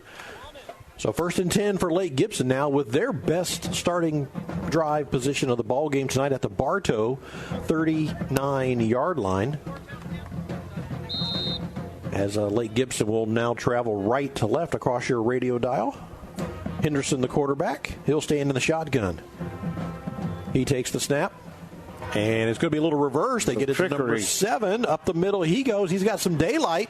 And he's going to have a nice gain across the 30-yard line. That goes McBride. I think that gets him a first down. Yeah, and that's we talk about this a lot, guys. When you got a team that pursues so hard the way Bartow does, if you run misdirection on them, you'll get them once, maybe twice, but they'll wise up after that. And the weak side linebacker, he'll hold his ground. But that was just a good play call and execution. 1st and 10. Here's another handoff up the middle. McBride again. He'll cross and get very close to the 25-yard line. Going to be 2nd down and about 6. Well, I tell you what. Lake Gibson is a dirty, dirty team. Trying to draw. Yeah, and the lady is giving the kid that was trying to get the foul, she's giving him the business. That's just dirty football. 2nd down and 7 here for Lake Gibson. The ball's at the Yellow Jacket 25-yard line. Henderson, the quarterback, in the shotgun. He wants to throw out into the flat. He's got a receiver there. It looks like the tailback, and he's going to be a first down on the far side of the field as he completed the pass. Yeah, he got just what he needed. He needed about whatever, and he got about 1 yard further than that. So they're moving the football. Yeah, and the thing about it was, guys, he had him open, and when he turns around, Bartow, one Bartow player is coming in to clip his legs out under him. He stops, misses the tackle, and then by the time he turns around, you had another Bartow player just right in his face. Yeah, Battle came over and cleaned him up.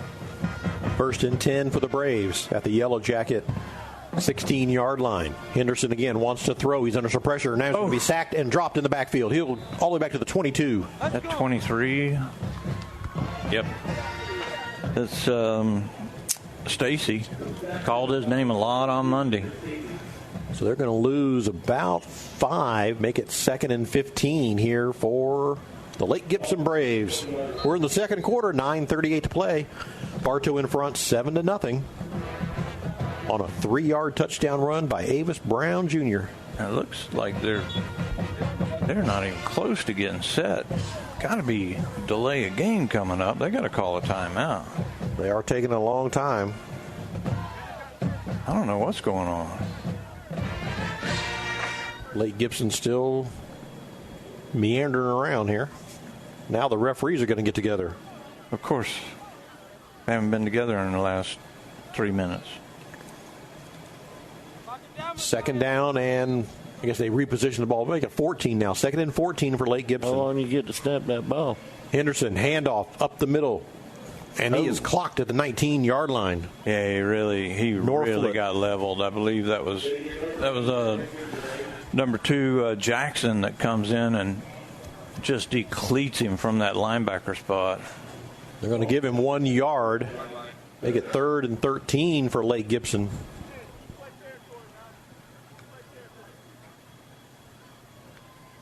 Last time Lake Gibson was on the field, Bruce, was the Tuesday before the hurricane. So before the hurricane? Before they played Lakeland before the hurricane. Oh, wow. Before all the schools were closed. Here's the 3rd down play. Henderson under some pressure. Henderson up the middle. Henderson still with the ball. He's trying to scramble. Let's go! Yeah, he's going to get caught down behind the line of scrimmage. He's going to pick up a couple, but it's still going to be 4th down at about 11. I'm telling you what, Gavin Bauer got held big time, number 43, and nothing. So it's 4th down. Well, they're in no man's land right now. I don't know if they got a good kicker or not, but it looks like they're going to bring in a kicker. Yeah. I don't remember seeing him do anything but punts. Number 14 is the kicker, Dom Rivera. But they don't have a long snapper, though. He's kicking from the right hash. Put the tee down at about the 25-yard line. So a 35-yard field goal attempt toward the north end zone. And somebody moved. Here's the snap. The kick is up. He doinked it off the upright. Yep. I would decline that penalty if there was one. He had some good distance. He sure did. But he doinked it on the upright. It's no good. So the score remains 7-0 with 7:06 to play here in the first half. You're listening to Yellow Jacket Football on WBF. I'm Taft Long, Finance Manager here at Thunder Chrysler Dodge Jeep Ram in Bartow. I would like to personally invite you in for our Choose Your Rate special. And don't forget about our $24.99 domestic oil change special. Come in or call us today. Thunder Chrysler Dodge Jeep Ram. Hi, I'm Carla Meeks, and I want to be your realtor. As your licensed broker, I'll see to all the details and look out for your interest. Give me a call at 863-604-9287. Remember, I am not just a realtor, but your realtor. 35 amazing years. Hey, that's us here at Spath Jewelers. We offer services such as beautiful custom work that's sure to wow, repairs, complimentary cleaning, appraisals, watch repairs, financing. What more do you need? We're here Monday through Friday, 10 to 7, and Saturdays from 10 to 5. First and 10 for the Yellow Jackets from their own 21-yard line. Handoff to Thomas up the middle. He goes, and he's going to get about a 1-yard gain. 2nd and 9. And now Johnson will roll out. He's got Corey Butler. Oh. Yeah, Corey, his hands were wide open and just hit him right in the hands with it. And I think he didn't know where that sideline was at. Make sure he had his feet down or something. Just let it out. You're exactly right, Mike. He was looking more at the sideline than he was a football his last couple of steps and just dropped it. 3rd and 9 for the Yellow Jackets. Bartow with 2 receivers to the left, 2 receivers to the right. Johnson, the quarterback, he's in the shotgun. And timeout. The ball's not exactly where it needs to be, so we'll make an adjustment. Are you serious? Yeah, about a half a yard. About a half a yard. Come on. I think we're ready now. All right, here we go. 3rd and 9 for the Yellow Jackets. Johnson in the quarterback. He's in the shotgun. Drops straight back. He wants to throw. Now he'll roll to his left. Looking, and he's going to take off. And he's going to be caught from behind after about a 4-yard gain. Yeah, Johnson can run a little bit, too, and that big guy ran him down. A good athlete coming from the far side of the field ran him down. So this is going to be a punting situation here for the Yellow Jackets. Bartow with a 4th and 4. At their own 26-yard line. And, Bruce, there's no chance of a little trickery here. You get this ball out. I don't think so. You're leading the game, and you should be blowing this team out right now. I think you punt and play field position. Sebastian Brock has got it, and he kicks it. Nice kick. High kick. Going to bounce at the 40-yard line, and then take a nice Yellow Jacket roll down to the 32-yard line. Who was that run down there? Number 7? Yeah. That downed it? That's Josiah White. All righty, at the end of the first quarter, it is Lakeland 7, Sumner 0. That's the end of the first? It's possible. That game might have had a little weather delay. There's a little bit of rain on on Florida's west coast tonight. So some games might be delayed. I have no score from the Mulberry. Of course, we know they're playing at St. Pete Catholic tonight, so there might be some weather there. Santa Fe Catholic 21, the Tenor Rock Titans 14. Yes. Parish Community 23, Winter Haven 7. And Fort Meade 9, IMG Academy 7. That's got to be IMG's. I don't know, man. I hate to be that way about Fort Meade, but number 8. Got to be some stringers in there. Now, what's going on here? A flag came in from the back of the play. It was a running play right up the middle, but yeah, there's a flag that came flying in. So again. Mike, do you notice any after the whistles type stuff? I didn't see anything really crazy going on that time. Looks like he's going to mark it off against Lake Gibson, though. Personal foul against the Braves. 15 yards from the spot there. I think that come from your ref on your side of the field, guys. Water break. Timeout for the water break. 5:18 left here in the first half. Bartow in front, 7-0. You're listening to Yellow Jacket Football on WBF. Hi, I'm Benny Jr. with Bartow Ford. We have the largest body shop in Polk County and the most certified technicians. If your vehicle has damage and in need of repair, tell your insurance company that you want to bring it to Bartow Ford, where we're different and we prove it. Hi, it's Erin with Evolve Contracting. While there's no shortage of landscape and irrigation companies, you deserve the option that's the best fit for you. At Evolve, we offer 3D imaging and an irrigation program that saves you water, time, and money. Visit us at evolveyourbond.com. You've heard the expression, try it before you buy it, right? Well, at Keith's Spray Service, they won't ask you to sign a long-term contract because they're confident that you'll want them to keep coming back to care for your delicate ornamentals and lawn treatment. Keith's Spray Service, for over 50 years.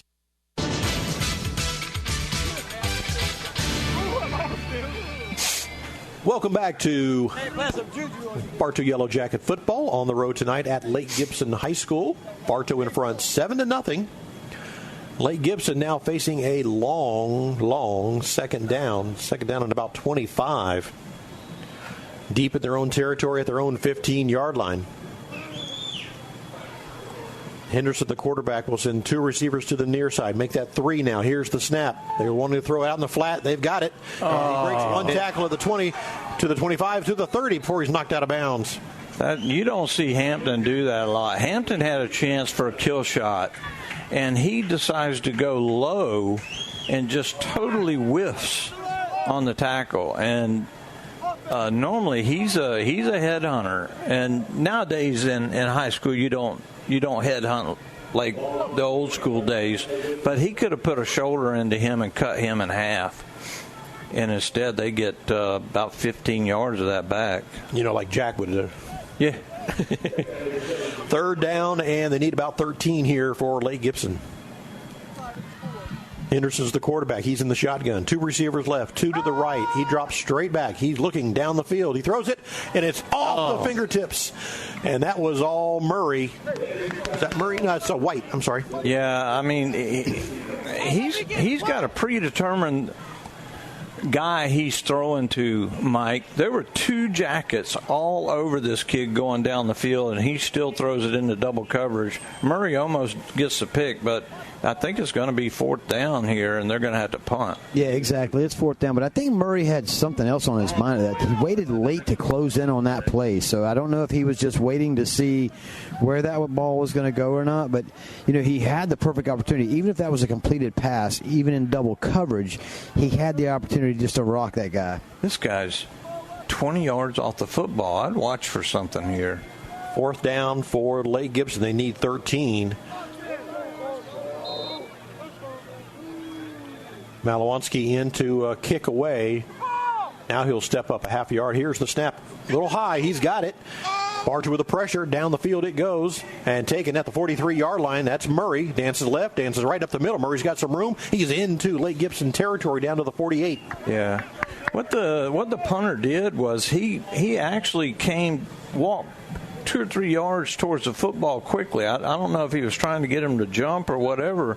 It could have easily been called illegal procedure because the ball was snapped as he was moving towards the line. Yeah, he's not supposed to make that move toward that line of scrimmage like that, a forward movement like that. This ain't a regional league, right? No. Or Canadian. Big shout out to Miss Sandy Stinger. She says we're doing a great job. Well, thank you, Sandy, and we hope you get well soon and get back to the field. Hope you're feeling better. First and 10. Handoff, Avis Brown Jr., and he's going to be caught behind the line of scrimmage. Going to lose one, maybe two. About two. Yeah, that's one thing that Lake Gibson's done well tonight. They have put the pressure on that offensive line and been able to get through there. So Bartow really has not been able to move that ball up the middle. Well, and not to say anything too negative, but they've run that same play on first down every time. So until you mix it up a little bit, why not just gather up? Second and 11. Trips to the far side of the field. Johnson looks that way. He throws it over the head of his intended receiver. He never had a good hold of that football, guys. Johnson was spinning it, trying to find the laces, and he needed to get it out quickly. Trying to find Baker over there on the far side of the field. Incomplete. Third down. 3rd and 11 for the Yellow Jackets. Spot the ball at the Lake Gibson 49-yard line. 3.5 minutes to play here in the first half. Yellow Jackets in front, 7-0. Again, trips to the far side of the field. Thomas on the near side. He's got the play call now. Johnson in the shotgun. Here's the snap. Johnson wants to throw toward Thomas. Thomas has got him. He was beat. He was beat by 5 yards. He sure was. He turned on the afterburners, but Johnston still threw it about 2 yards too far. Yeah, he was absolutely just beat. And he knows he has 6, and he's not a very happy young man right now. I think he's going to go sit down with the band, with the Bartow band. No, he's getting the football. Oh, that's good. I thought he was going to sit down with the band and rest. So that's going to bring on Sebastian Brock to hunt the ball away. Lake Gibson sends their receiver back to near the 20-yard line. Well, he better hurry up and get off the field. Yeah. And right now, Thomas is clear. He had to jog all the way across the field. Sebastian Brock for the Yellow Jackets. It's a fake. It's a reverse. They get the ball in Murray's hands. Murray's turned the corner. Murray, he's across the 40. Murray, he's got a first down. Murray up the sideline. And Murray at the 25 before he's brought down just short of the 20-yard line. The human highlight reel. They do the double reverse that time. And you get Murray with 2 or 3 blockers in front of him, and it's game time. And he's just fun to watch.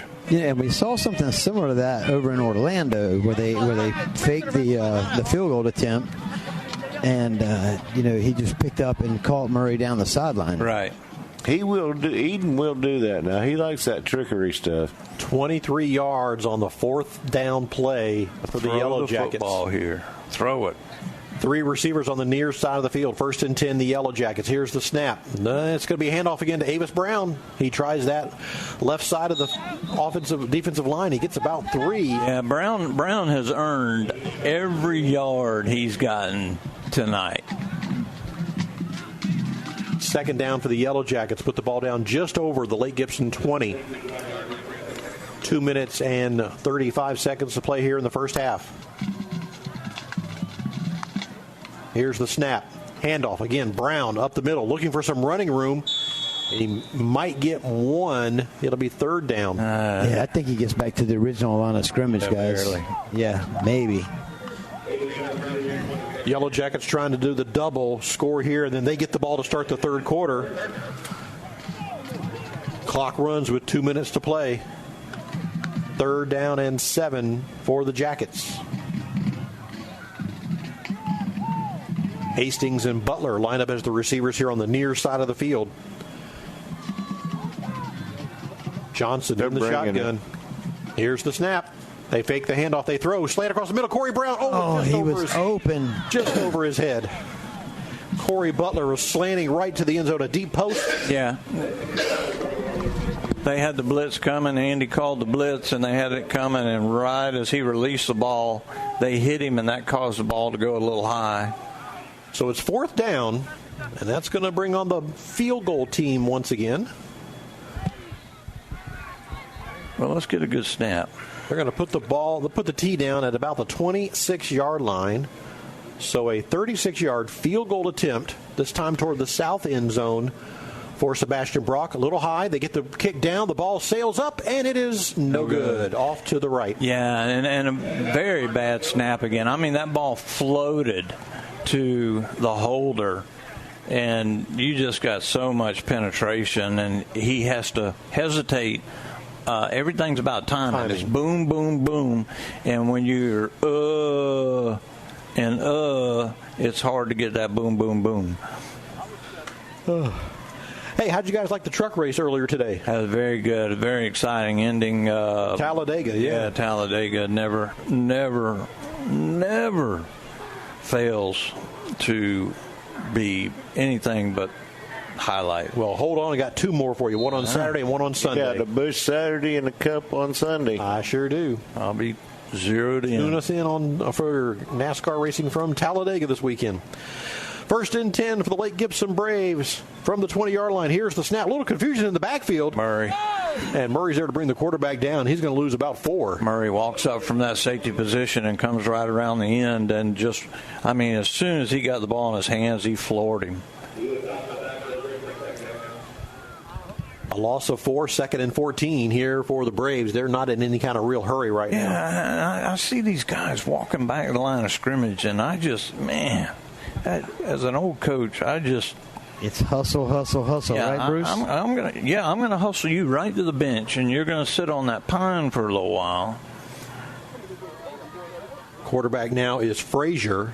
Actually, they're both standing side by side, Henderson and Frazier, and their ball's on the ground. The ball is on the ground, picked up by Frazier at the 10. Frazier trying to turn the corner. He's going to be swarmed over by 6 Jackets, including Murray. Yeah, he's going to lose more guys. He's going to be down to about the 16-yard line now. Yeah, we didn't have pressure coming, or that could have got ugly in a hurry, but he was able to scoop it up, and he's a good little athlete. To get where he got was all on him.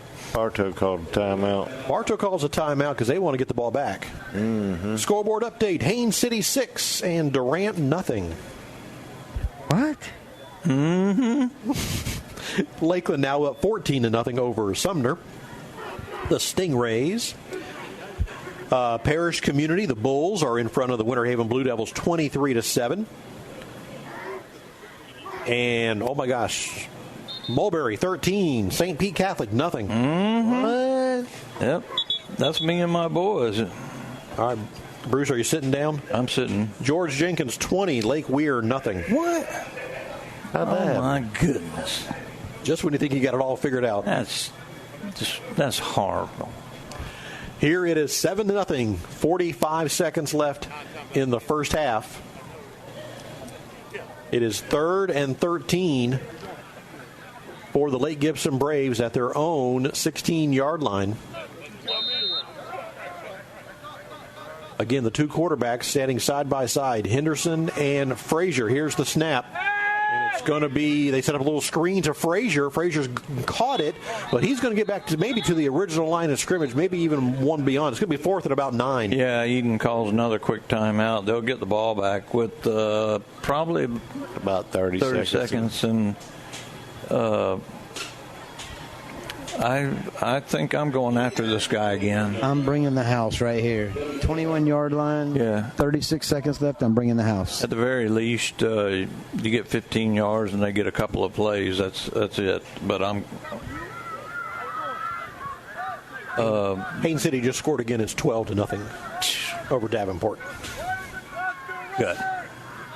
So it's punt formation here for the Lake Gibson Braves. Timeout. 24 seconds left here in the first half. How'd they start the clock on that one, guys? I don't know. I thought they called a timeout. I thought it was like 36 seconds, and then all of a sudden now we're down to 24. It was 30.6 seconds. Again, we're having a little meeting there with the referees. Well, we mentioned the Talladega racing this weekend, 3:30 Saturday afternoon for the Xfinity Series, 1 o'clock Sunday afternoon for the Cup Series. And this is the middle of the stage, or middle of the round, if you will. Yeah. The second round. So the race next weekend will wrap up the next round of playoffs, and that's at the Roval in Charlotte. Yeah, these are three pretty tough races, and Talladega's a coin flip. Yeah. Corey LaJoy, who's not even driving right now, can win the race, and you could have all the others in a crash, like Daytona, where Elliott and Larson and all those boys crashed out early in the race. And it was Grant Enfinger earlier, right? The truck race just before our broadcast tonight from Talladega. Oh, last week Larson hit the wall early, and he wasn't in. He was only like 25 points to the good, I think, going into this week. Somewhere in that neighborhood. The referees are still trying to get some communication up to the press box. They're trying to get the Lake Gibson coaches to put 36 seconds on the clock. 36. They want 36 seconds. So they're working on that, trying to get the clock straight before this 4th down punt by the Lake Gibson Braves. They want 3-6. They're not getting it. They're not getting it. They got it. Yeah, the official's down on the field. He's telling them to add 36 seconds. All right, now we're all set. Referees will take their position. Here we go. 4th down, punt formation for the Lake Gibson Braves. Oh, they're sending them. Jackets with a lot of people, and they get them off sides. Ooh. The kick gets away. Nice kick. Murray down to the 41-yard line. Down 10 seconds after he kicks Murray the ball. across the 40. Murray at the 45. Murray streaking down the sideline. Murray's at the 20. Murray's going to go into the end zone for a touchdown.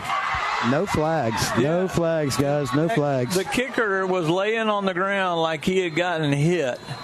There is a flag on our near side here, Mike. Is there? They're calling offside. Bartow was offside. Oh, the little girl in the pink. That's no good. Yep, she got it. Offsides against Bartow. Golly. Well, let me do some quick math on penalties that have negated a Murray kickoff return or punt return. That's got to be at least 4 or 5. At least. Oh, my goodness. Excellent effort by Murray and the return team, but she needs to get some. Stop it. Well, to be honest, I think Bartow did. No, it was a good call, but oh, you want her to have a yellow flag? Yeah. Okay. No, it's Breast Cancer Awareness Month, ding dong. Well, I understand that. Well, then let her have her pink flag. It's Breast Cancer Awareness Month. You see guys are wearing pink gloves. Yep. A lot of folks in the stands here are wearing pink. I don't hear nothing about it. I don't have nothing pink. What's Neil Duncan talking about? So a 5-yard penalty for offsides against the Yellow Jackets. Offensive coaches. He's probably like, if you brothers can't get along, we're going to take you out behind the woodshed and straighten y'all out. Or we're going to take you out behind the woodshed and let y'all straighten it out. Coach Jolliffe, she's all over it. Coach Killis and Coach Butler were offensive guys. 4th and 9. Ever drive. Our dad told us that more than once. I'll guarantee you that. I'm sure he did. I don't know what Neil Duncan's 6 means.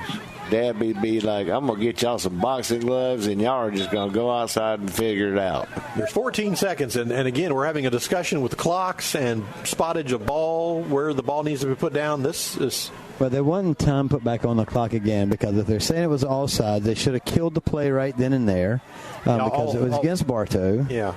And they should put the clock back to 36 seconds. That's going to take another half hour. There we go. Now we're 36 back on the board. Okay. Well, and secondly, the girl should have come in, just blowing her whistle. Yeah. Blowing her whistle. She should have stopped it.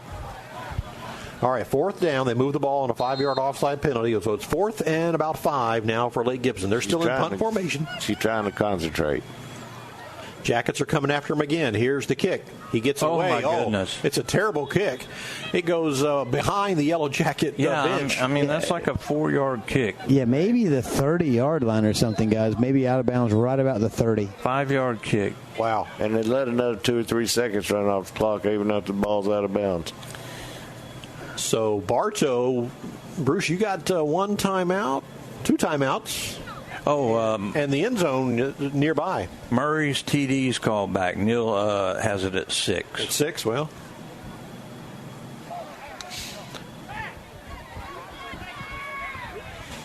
Bruce, do you wind it up here and did you just take 2 or 3 shots to the end zone, right? Oh, you bet. 1st and 10 for the Yellow Jackets. What do we have a penalty for?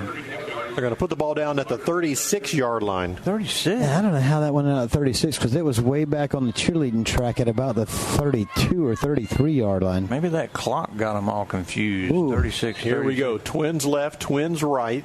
Johnson in the shotgun. He's going to empty the backfield now, and whistles will stop this play before the clock starts. Procedure against Bartow. 5 yards against the Yellow Jackets. Come on. That'll move it from the 36 to the 41.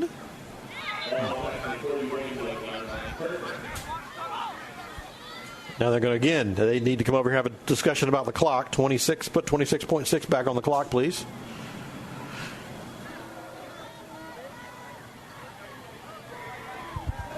$26.6. Referees flashing digits up here to the press box. I just soon not worry about the clock and let's just play it. Yeah, just let it go. No, they're serious, guys. I mean, you're talking 2 seconds. Just let it go. Jackets with 2 receivers on the near side, 2 receivers on the far side. Johnson is the quarterback. He's in the shotgun as we still try to get the clock straightened out. But wait a minute. I guess we can't say anything about 2 seconds because what? The Bucs lost last night and the Atlanta Falcons tied it up with 1 second left on the clock last night. I don't want to talk about that. It ruined my prize picks for the entire weekend. We're still waiting on the clock to get set. Now it says 27. Are they going to try to run? We're still working on the clock. Bartow's in front, 7-0. And this is one of the officials that's running the clock. This is not out of school. Lake Gibson. All right, 26 even. 26 seconds even. Here we go. 1st and 15 for the Yellow Jackets from the Lake Gibson 41-yard line. Johnson, the quarterback. He's got the ball looking downfield. Quick slant. He's got his receiver on the far side. Across the 35 to the 32. He needs to get out of bounds. He stayed in bounds. Timeout called quickly by the Yellow Jackets. That's got to be their last timeout. Yeah, it is. 16.6 is what the scoreboard clock says. Oh, we don't know. It could be 26. It could be 13.2. We don't know. Well, if you're here at the stadium tonight, we get to see both bands perform. We're happy about that. Yellow Jacket Marching Band, Lake Gibson's ready to perform as well. And for our radio audience, we have the SEC football report. Gets ready for all the games across the SEC coming up at halftime here in just a few moments. Yeah, but there's only one real game in the SEC, and that's Florida. Playing UCF. Exactly. Before they get up there to snap the ball, I want to give a shout-out to my friend and his wife over in Sefner, Chuck and Javon Moyer. They're listening to us tonight. We appreciate them listening. Yes, we do. 2nd and 5 here for the Yellow Jackets. 16.5 seconds to go in the first half. My goodness. This has got to be the longest 36 seconds in the history of football. 3 receivers to the near side of the field. Again, Johnson in the shotgun. Just give the ball to Murray and let him get a touchdown. Here's the snap. Johnson drops straight back. He steps up into the pocket, looking downfield, looking. Now he's going to try to run across the 30, 25, 20, 15, 10, 5. Touchdown, Johnson. Blake Johnson. The clock still runs. Well, that's okay. But the thing about it is, I mean, he had like 4 or 5 opportunities to step out of bounds, and he just kept cutting back in. And then it looked like he was going out of bounds, and he cut back in, and then he just runs over the guy right at the end zone. And very seldom you see a quarterback run over somebody like that, but he just trucked that guy at the end zone. Well, you called it earlier because you told how they were leaving him open, and he had some running room. So 31-yard touchdown run from Blake Johnson, and he found it. Jackets in front, 13-0. Here's the extra point. It is up, and it is perfect. 2 seconds left in the half. I think our long snapper must be hurt, guys, because whoever's snapping tonight is not snapping it like we've seen all year or the past year and a half. Well, I can tell you that Bryton Cox and Vashon Burgess are both out, and they're regular offensive linemen that are starters. Well, one of them I would bet money on that's the long snapper. Now, whoever's doing it right now, I'm not going to call his number. We don't do that kind of stuff. He's doing the best he can, but it's a totally different timing for the kicker. I did see Burgess yesterday at practice, and he has a walking boot on, and I asked him how he was doing. He said, "I'm good. I think I'll be back next week." Well, then I asked Coach, and Coach said, "Well, we'll see." Well, they're tough guys, and he would have played with that boot on if they would have allowed him. Absolutely. Yeah, we get the ball second half too, so. You're correct, Andy. We sure do. 2 seconds left here in this first half. I'd squib this thing. I'm drilling that up, man. And then recovering it, right? Mike wants to knock down one of the guys. I'm still waiting to see that, guys. I'm telling you, I've just seen it too many times. And it's going to be a little poocher. Little poochy. It's going to bounce out bounds. He knocks it out of bounds, so it's not a 1.9 penalty. And I don't know what. I'd step back and throw it downfield. How far can Henderson throw it? Let Murray intercept it and Well, get his touchdown called back again. Only 3 things can happen, and that's one of them. As we come to the end of the first half here, Bartow in front, 14-0. They're going in victory formation. They're just going to take a knee. Lake Gibson will just down it here, and that'll wrap up the first half. It took almost 2 hours. Yeah. Everybody ready? This taking about an hour. Just to do this part. There's the snap, and there's the knee, and there's the end of the first half. With your score, the Bartow Yellow Jackets 14, the Lake Gibson Braves nothing. We will see if the referee, Coach Eden having a discussion with one of the referees. We'll let him talk to him before he talks to Mike. Maybe I can get him here. See what happens here. Well, he's pretty animated over there. And one thing we like about Coach Eden is he will give them his what for. Hey, Coach, you're walking into the halftime with a 14-point lead. What can you tell us about this team this week? Well, I'll tell you what. I mean, again, there's good and there's bad. The good is, okay, our defense is playing lights out again. All right, they're doing a great job on all fronts, okay? The bad to me is that we're missing opportunities offensively, okay? We get the ball at the 15-yard line. We cannot afford to go backwards, all right? We've got to punch that in. It should be 21-0 right there. No doubt in my mind, okay?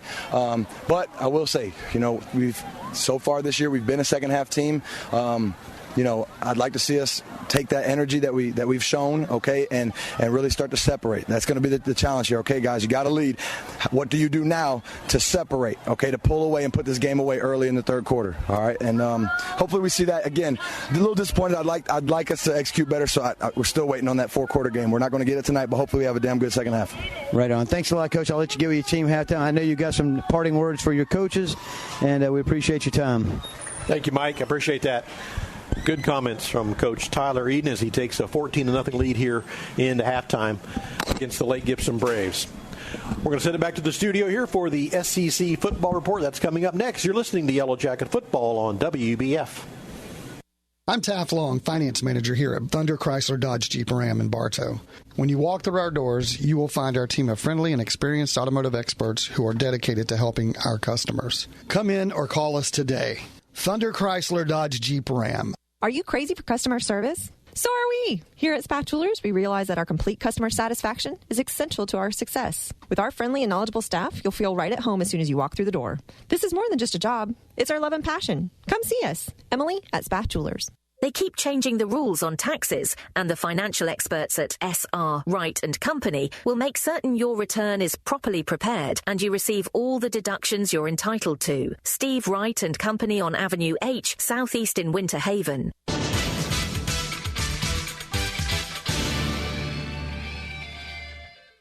And welcome back to Lake Gibson High School, the Bartow Yellow Jackets and the Lake Gibson Braves. We are at halftime, and Bartow's in front 14-0. We just wrapped up the high school band performances. Bartow put on their show, as Lake Gibson also did a fine show as well. Both teams making their way back onto the field. Bartow's already returned to their sideline, and Lake Gibson going through their warm-ups in the north end zone. And Bruce, Bartow gets the ball to start the third quarter. Yeah, and I think, they just they went down in the end zone tonight. They didn't have a locker room or anything they went into, but I'm sure Mike was down there with them as usual. The defense has just been masterful tonight, and the offense has been a little lethargic. Johnson comes away late in the first half with a big run, a big score. We had a touchdown call back that Murray had scored on, and but got to get the offensive rolling a little bit.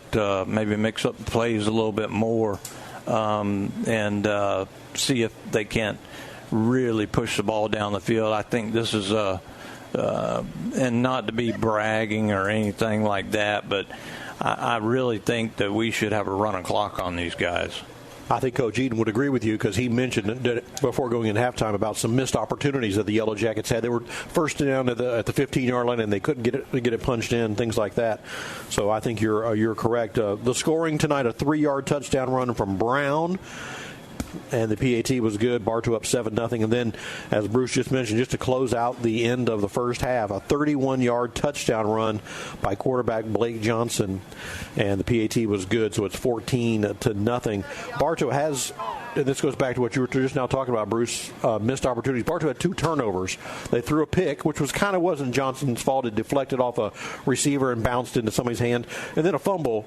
So those 2 things. Miscommunication on that one. There was both of them were on the wrong page on that, on the fumble. So it just kind of, they weren't in sync. And the offense has bailed out the defense a few times this season, and the defense tonight has really stepped up and is showing out to hopefully Coach Eden, the way they make the adjustments for the second half all year long.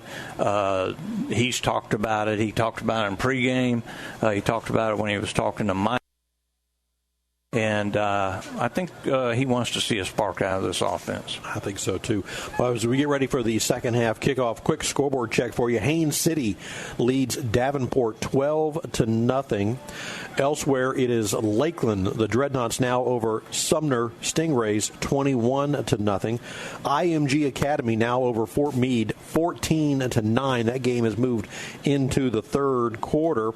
It is Parish Community, the Bulls, over Winter Haven 23-7.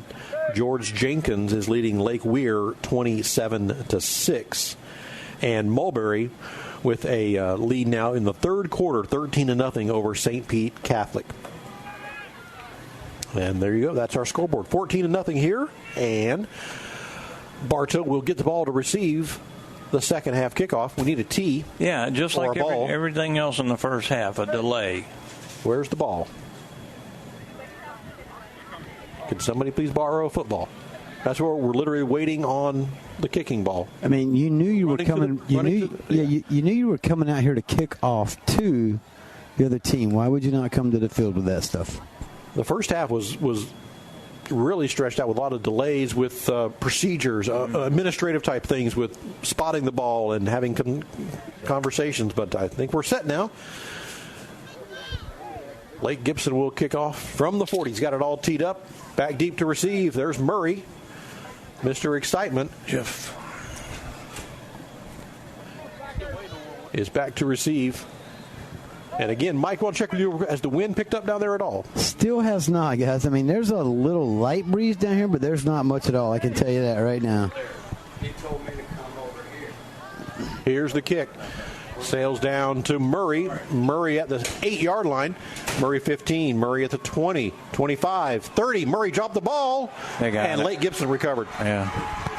Not a good way to start. No, and Murray was, as he was going to the ground, a guy came in and almost like you see in the NFL where they've gotten so good at punching the ball. And he just caught the football as he's trying to wrap Murray up, and the ball bounced. Looked like it was going to go out of bounds, but then it stalled, and a Lake Gibson player was able to jump on it. So Lake Gibson will take over 1st and 10 at the Yellow Jacket 34-yard line. So that Jacket defense needs to stand tall here as we begin the third quarter. 2 receivers left, 2 receivers right. Now an empty backfield. Henderson wants to throw flares it out into Norfleet. Norfleet up the side of the field, and he's going to be out of bounds. Nobody followed him in motion. Nobody followed him. And he was wide slap open. This is a problem when you run into man coverage, Mike. If not everybody is covered, you're a sitting duck. And when you play zone, your linebackers would drop to that little flat route, and you'd have no issues. But they're playing press coverage on the corners. 1st and 10 for the Lake Gibson Braves. Here's the snap, and it's almost intercepted, and probably should have been by the Yellow Jackets at the 5. That time the 2 safeties were sitting back in coverage, but I don't know. Stanley had his hands on the ball. 2nd down and 10 for Lake Gibson.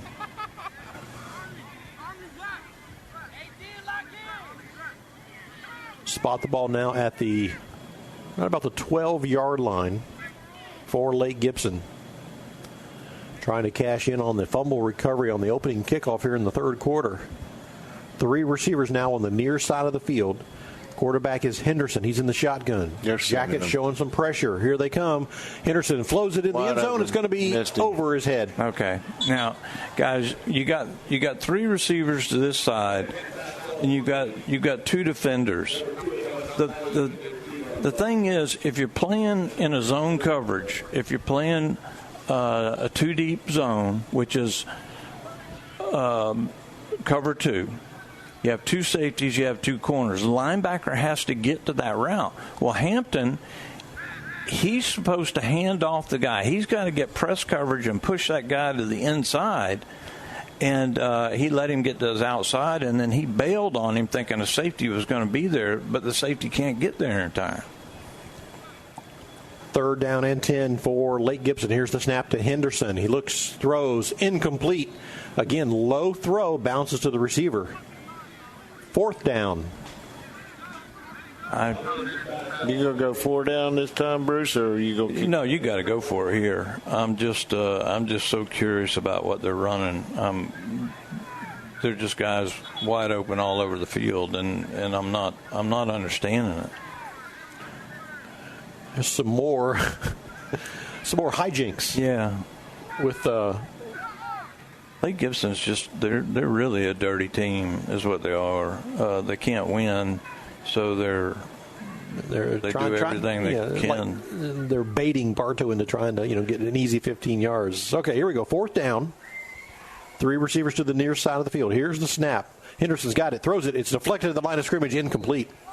Yeah, and luckily so, because if not, they hit this guy right in the flat, and he's got a lot of room to run. It looked like Stanley got his hand up there and deflected that pass, so the ball will be turned over on downs to the Yellow Jackets. 1st and 10, Bartow at their own 12-yard line. 11:05 left here in the third quarter. Yellow Jackets in front, 14-0. Blake Johnson, the quarterback for the Yellow Jackets, in the shotgun, takes the snap, and he's going to hand off Thomas. Thomas tries to bounce to the outside. He breaks 1 tackle, but he's given up yardage and finally knocked out of bounds. Almost got a That should have almost been a flag, guys. I mean, he was well out of bounds whenever they just drove him into the dirt. Happened right in front of Mike there. They got to quit running that ball on 1st down. They just need to find something else to do.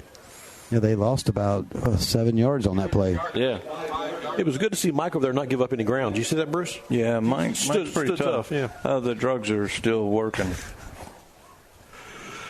I don't know. It's been a while. Yeah, they're starting to wear off. I'm starting to feel it a little bit. And we need to clarify that because Mike had a little medical procedure. He had a lot of medical procedure today. So we're happy to have Mike with us tonight. How he's out there, I have no idea. Here's the snap. 2nd down. Jackets sling it downfield over everybody's head. Incomplete. It'll be 3rd down, and they need about 17. Yeah, Johnson just threw that away. It's like nobody went into a pattern, Mike. Yeah, I think what they were trying to do, I mean, he did. He just backed up, and you've seen one receiver, he kind of did like a stop-and-go type deal, and he was down here at about the 15, maybe the 17-yard line, and Johnson kind of had him picked out, but he just overthrew it, just threw it right out of bounds on this side. 3rd down for the Yellow Jackets at their own 8-yard line. Here's the snap from the end zone. He slings it. Corey Butler's got it. No, excuse me, that's Haskins at the 15. Yeah, he's short. About 2 yards short of a 1st down. TJ Haskins on the reception. So Bartow will be forced to punt on their first possession of the third quarter.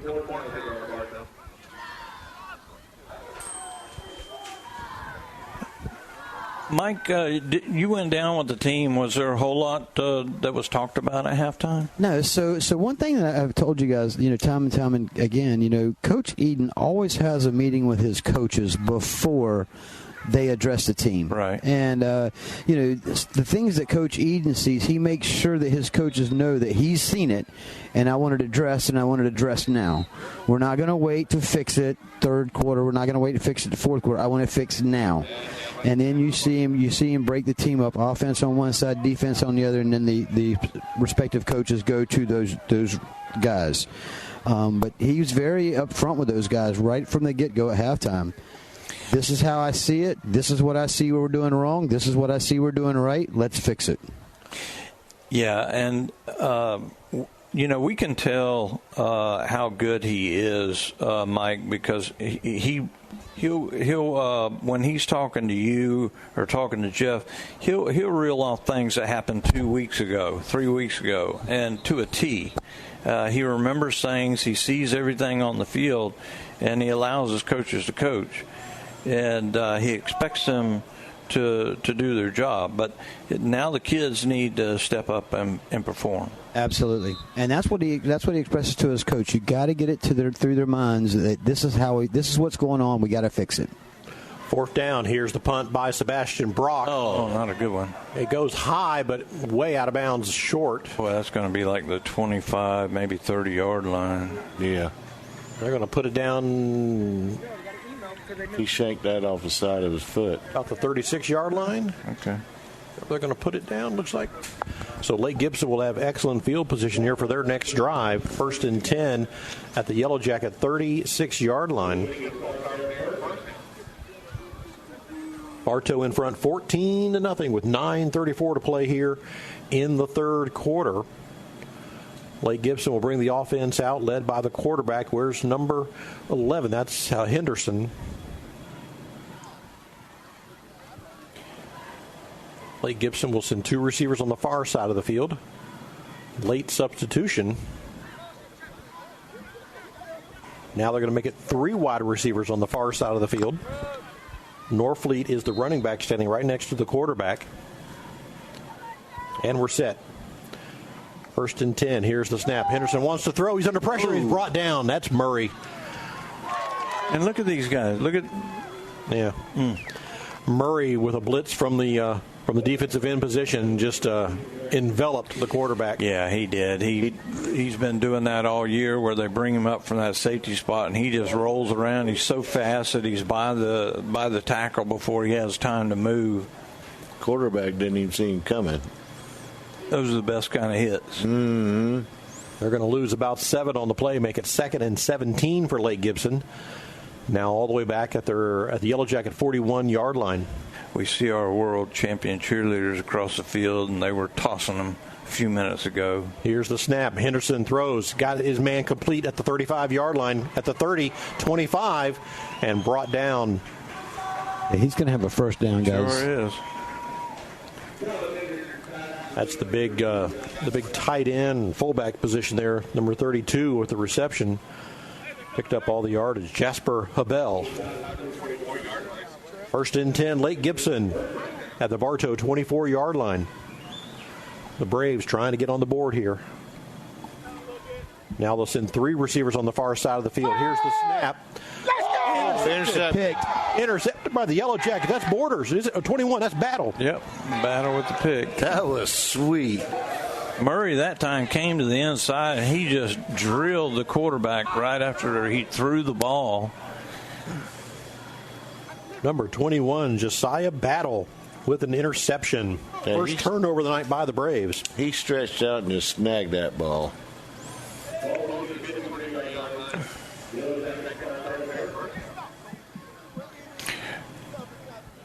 Really good crowd from Bartow tonight. As Andy mentioned earlier, we always travel well, but the stands are practically full on the other side.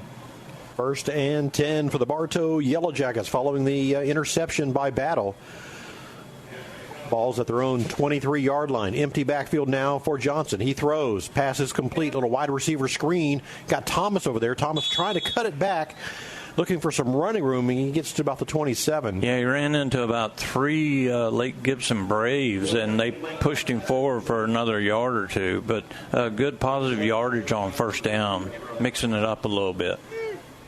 Yeah, he takes that pass on the outside, like you guys said. He turns it back to the inside, and you see that offensive line. They were already on their way out to pick up those blocks. Yep. 2nd and 6 here for the Yellow Jackets.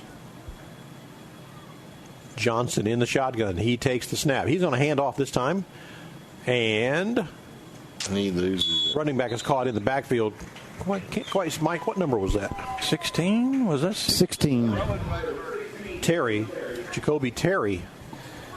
And that play just never developed, guys. I mean, there was great penetration. Mike has a really good view of that, but I didn't see anything develop off that. No, they were there before he could ever make a move on that one. So it's going to be third down and about 7 here for the Yellow Jackets. Here's the snap. Johnson up the middle. He's going to run, and Johnson uses his legs. He's got a first down. Yeah. As he crosses the 35 down to the 38. They only rushed 3 guys. They put 8 in coverage right there, and Johnson saw that, and he's able to make one move and get the positive yardage he needs for the first down.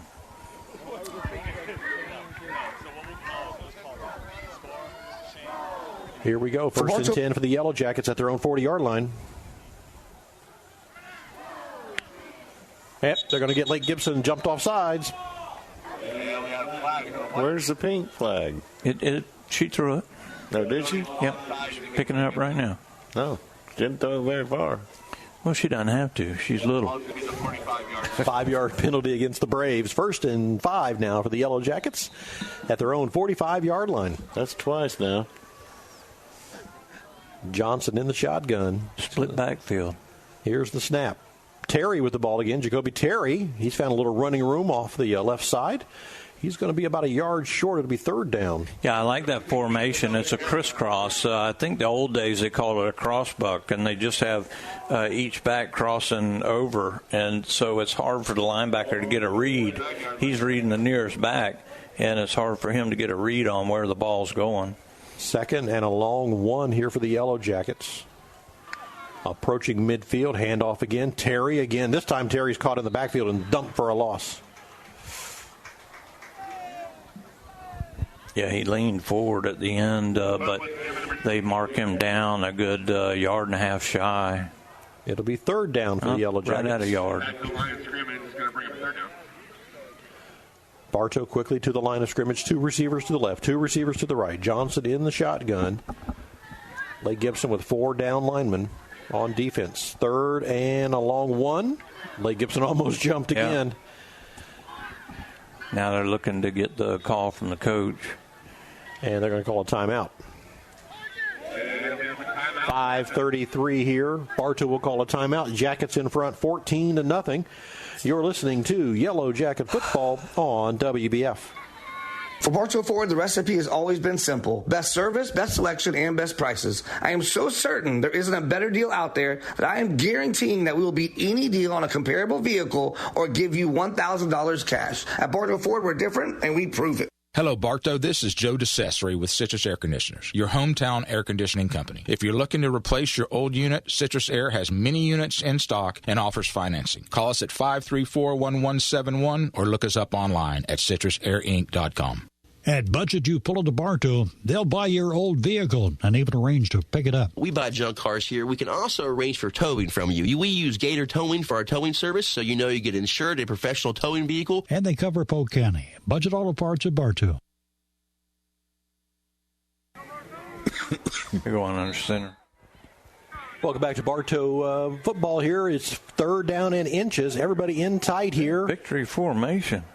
Here's the handoff, a little push, if you will, and they didn't get it.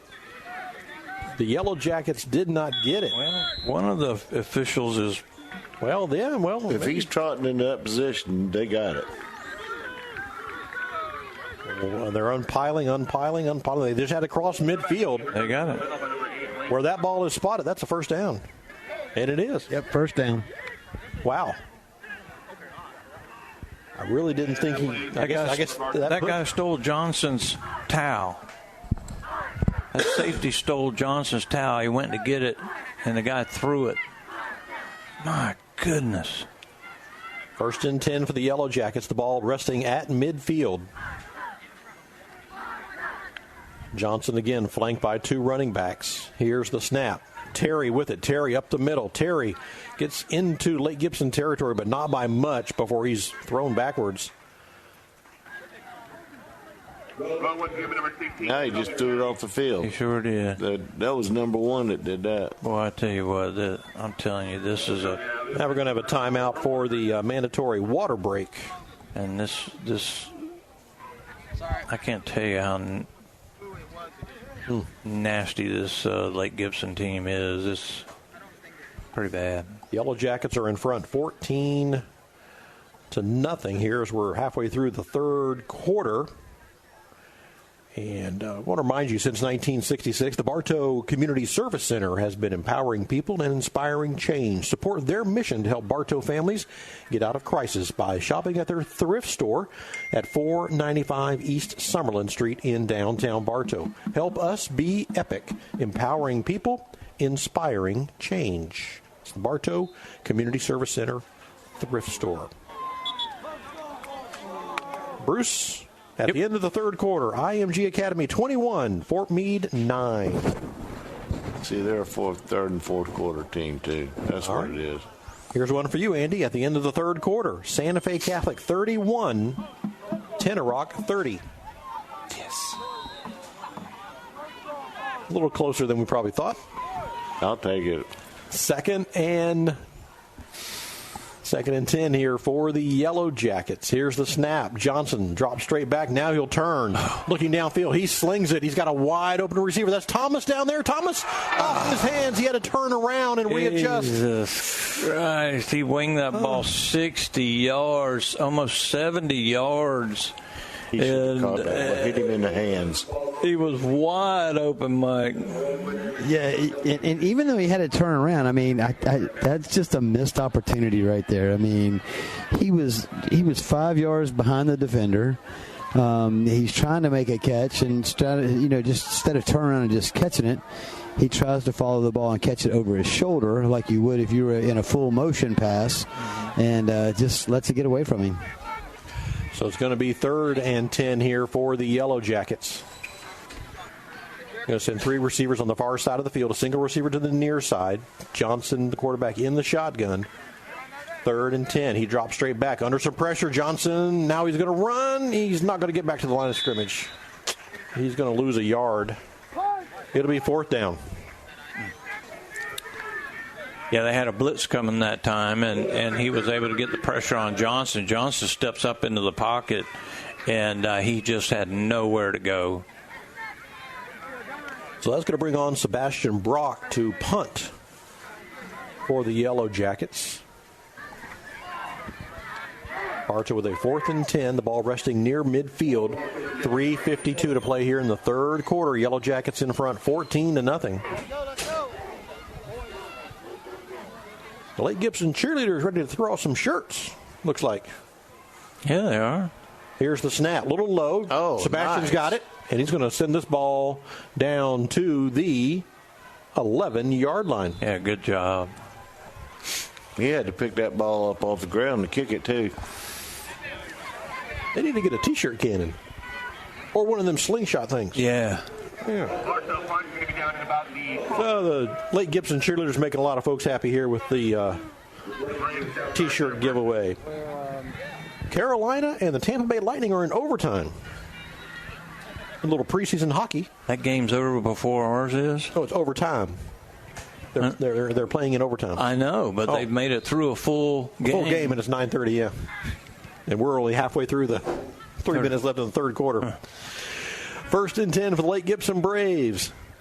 Ball at their own 11-yard line. Here's the snap to Henderson. Looking to throw. He does. Into double coverage. Got it. Jackets are there to jump ball.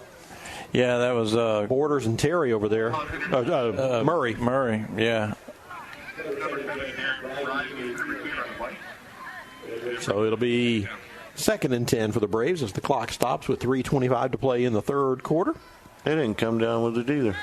No, the deal, Murray, both of them were going for the ball, and Murray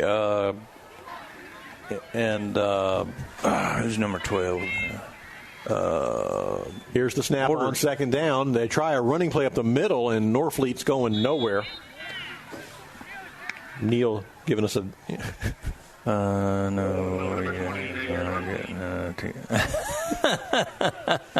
Good call, Neil. That's a good one.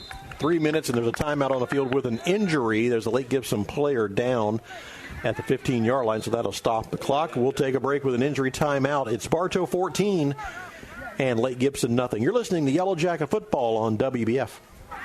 I'm Taff Long, Finance Manager here at Thunder Chrysler Dodge Jeep Ram in Bartow. I would like to personally invite you in for our Choose Your Rate special. And don't forget about our $24.99 domestic oil change special. Come in or call us today. Thunder Chrysler Dodge Jeep Ram.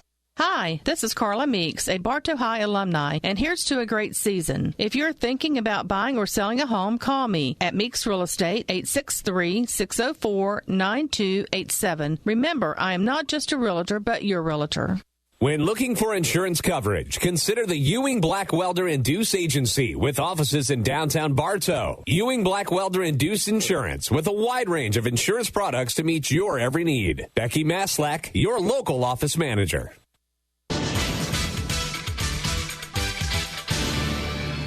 Welcome back to Lake Gibson High School. We're in the third quarter, 3 minutes left, and Bartow in front of the Braves, 14-0, with Bruce and Andy Edmond. Mike Ayers is down there on the Yellow Jackets sideline. I'm Jeff Thornburg, and my brother David running things back in Bartow at the station tonight. Good to have David back. Absolutely. Oh, Hey, nice. David. Welcome back, David.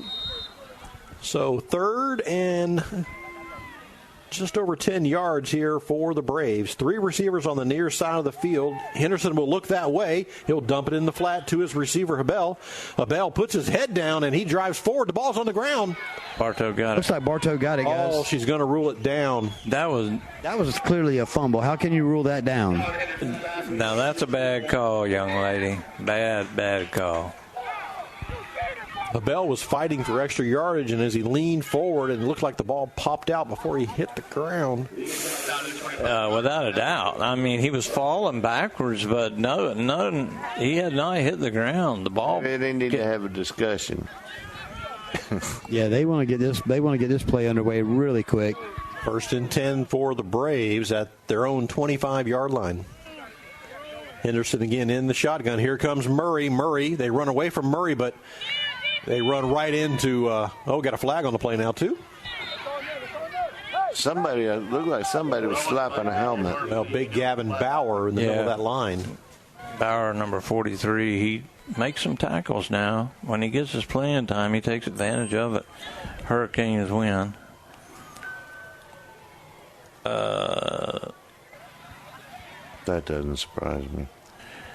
Oh, our buddy Josh Gwynn. Penalty against the Lake Gibson Braves for holding. It'll back him up 10 yards. And his family, Lindsay and Reagan and William, they're all listening tonight. I want to say hello to them. And I think, Lindsay's, she's going to have number 3. So wish them all the best. Here's the snap on first down. The pass is complete. They get it over there to the receiver, and that is McBride with a nice catch. It's probably going to be enough for a first down, guys. No, he's at the 10 yards. Oh, that's right. Yeah, that's from the penalty. I'm sorry. He picked up his penalty yardage. Yeah, he did. 2nd down and 10 here for the Yellow Jackets. Shout out to John and Denise. Yeah. Before you know it, it'll be basketball season. We'll be hearing John Bodie on Yellow Jacket Basketball with his Greg. They're tuned in tonight. Yeah, they're definitely a dynamic duo. They do a fantastic job. I don't know how they can talk that fast. 2nd and 10. Here's the snap. Slant across the middle. Caught by Dash, and Dash holds on to the ball, struggles forward. He's going to get a first down as a flag comes flying in from near where the school is. Yeah, and Battle, he just whiffed. I think he's going to have a face mask in there. And also got a Lake Gibson player that's just now to his feet. Battle may be hurt a little bit, guys. He went in with his head, and I don't know what they're going to call right here. He got enough for the first down, but we'll see if the play is going to stand. It looks like they're pointing against Bartow. Personal foul. Helmet-to-helmet contact. Yeah, he went in with his head, and I think Battle got the worst of that. You see him, they need to get him out of the game and check him out, because you can tell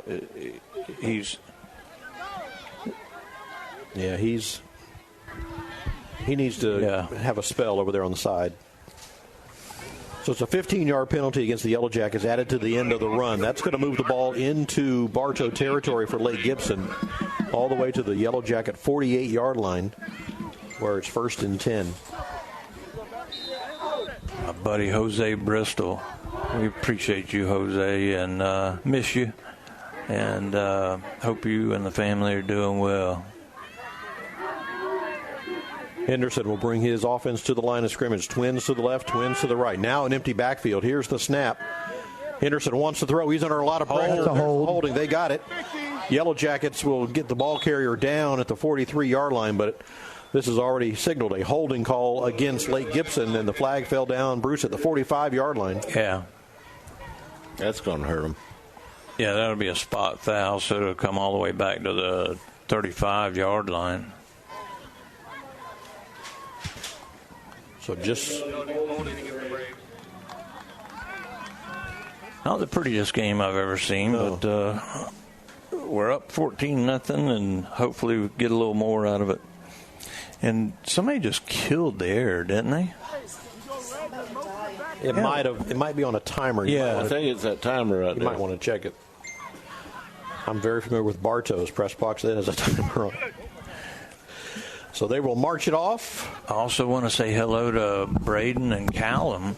They're listening with Jose tonight, Coach Bristol, and very excited for them to be listening. So hello, Braden, and hello, Callum. We hope you're doing First great. down. Here's a blitz by the Yellow Jackets, and 3 Jackets are in the backfield to bring him down.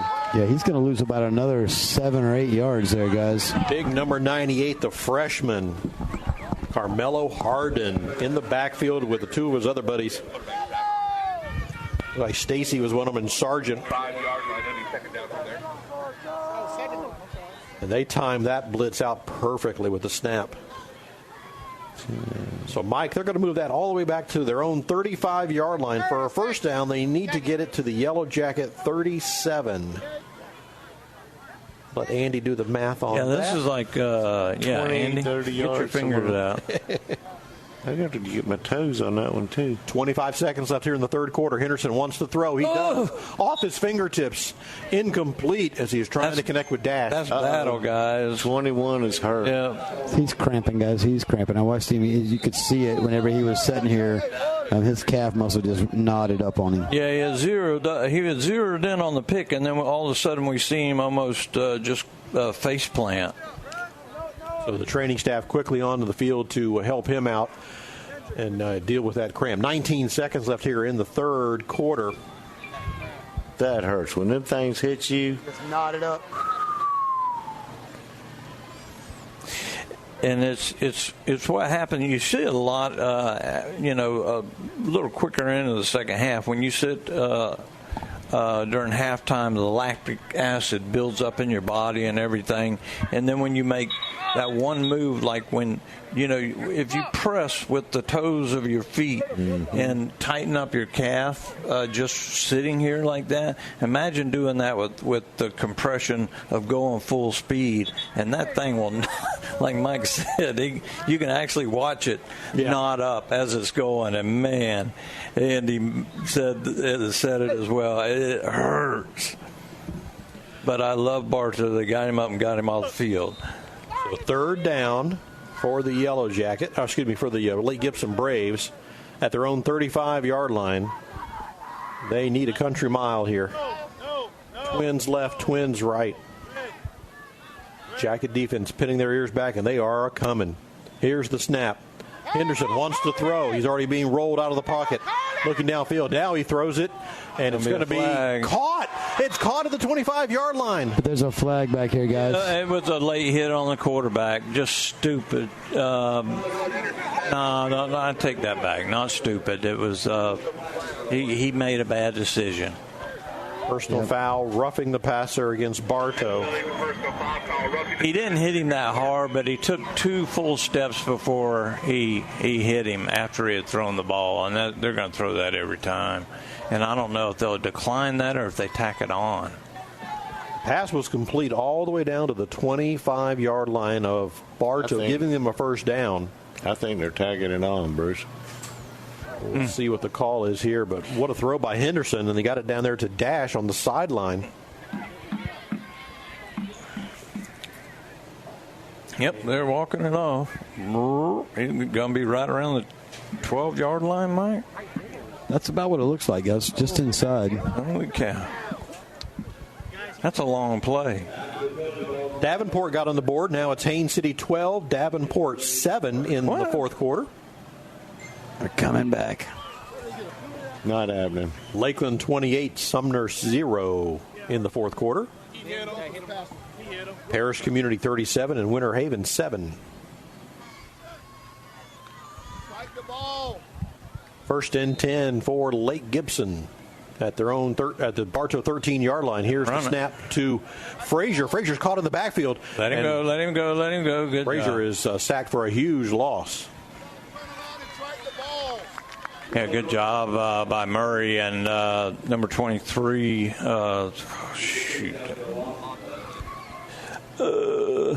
Stacy. The Mulberry Panthers are up over St. Pete Catholic 19-0 in the fourth quarter. That's the end of the third quarter here with your score. The Bartow Yellow Jackets 14.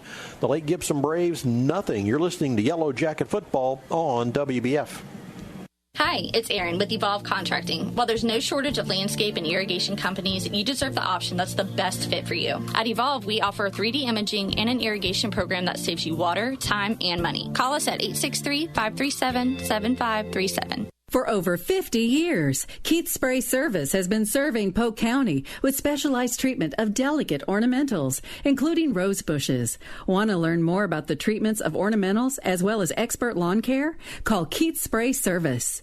Sheriff Grady Judd here. Let's talk about the 20-buck truck. For the 8th year, the Kelly Automotive Group has generously donated a truck. Head over to 20bucktruck.com and get your tickets.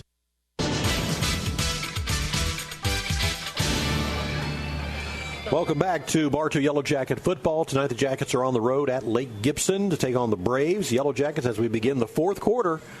Bartow in front 14-0, but Lake Gibson with the ball, and they're at the Bartow 23-yard line. Best field position for them, I believe. Pretty darn close with the second down. Yeah, they had one where they went for a field goal and doinked it. They did.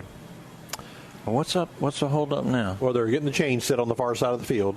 Yeah, they got to set the chains up over here, guys. Well, why are they way down there? Because that's where it was at for the other end. After the penalty was marked off, and then we just had the one play, and they sacked him. Okay. Thank you. Second down and about 22 here for, well, actually, he's taking about 21.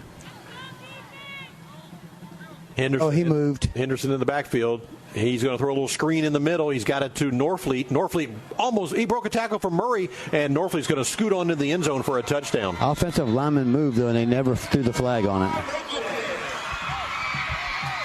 A 22-yard touchdown pass, a little screen to the running back. Yeah, Murray faked the blitz, and then he dropped back into coverage, and they threw the ball right at him. Murray gave chase and tried to get him from behind and wasn't able to get hold of him, and then he gets down towards the end zone and just runs over Borders, kind of like Johnson did in the first half for Bartow. And Stanley is down at the 38-yard line. And a lot of attention right now being paid to number 31. Yeah, he was waving to the coaches before the play was even over, and this is not good. And now he's up. He's getting to his feet, and he will be checked out by the medical staff. He's walking on his own power off the field. Could be just an ankle. Hopefully it's just something minor and spooked him more than hurt him, and because that guy we need on the football field. Absolutely. Well, Bruce, it's 14-6. Extra point pending here for Lake Gibson. In the fourth quarter, this has turned into a ball game. I mean, yeah, I guess you got to say that. I think not a ball game that Coach Eden was anticipating. Rivera on to attempt the extra point to bring the Braves to within 7, and he sails it right on through. That's a booming kick. PAT is good. 14-7 is your score now. Lake Gibson with their first points of the night here early in the fourth quarter. It's 14-7. Yellow Jackets in front. You're listening to Yellow Jacket Football on WBF.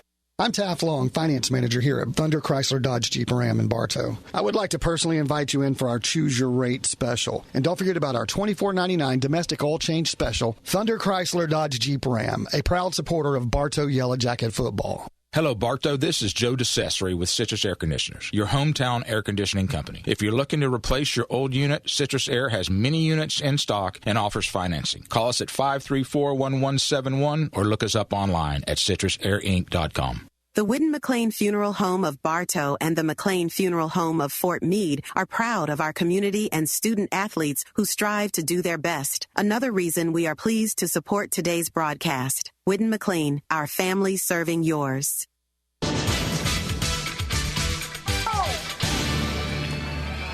And welcome back to Lake Gibson High School, where the Lake Gibson Braves have just got on the board. They're going to run make it 14-7. Lake Gibson has it all teed up at the 40-yard line. Bartow ready to receive the kickoff. Put it in play. See what they do here. Riviera ready to kick off. That's a cool name. Yeah. Dom. He booted that one.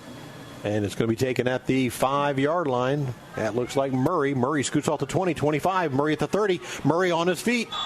And Murray down to the 40-yard line. Murray did. Murray kicked it into fourth gear after about 3 steps, guys, and he never cut. He never did anything. He just went straight up the field and got great positive yardage. Somebody's down, Mike. It's the Lake Gibson player there at about the 22, 23-yard line. Yeah, but the play was well away from him. Yeah.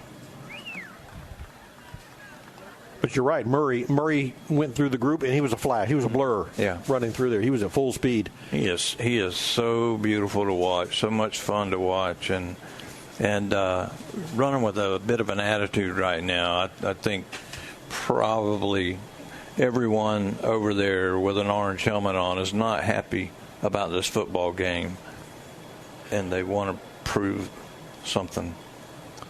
And the Lake Gibson player now on his feet, number 12, Moore. Now he's going to jog off under his own power. So that's good news to see that man up. It's a final now. Parish Community defeated Winter Haven 37-7. That's a final. Ka-ching. Ka-ching for Bruce. And we all had Parish on that one. Yeah. Okay. I'll share. You'll share. All righty, the Yellow Jacket offense on the field, 1st and 10. Roy woke up from his nap, and he's going to head on down. See you, Roy. See you, Roy. You got to be nice. What? 1st and 10 for the Yellow Jackets from their own 40-yard line. Here's the snap. Handoff up the middle on a running play. Looks like Avis Brown, number 4. He's going to get about 3 or 4 on that play. Yeah, just straight up the middle.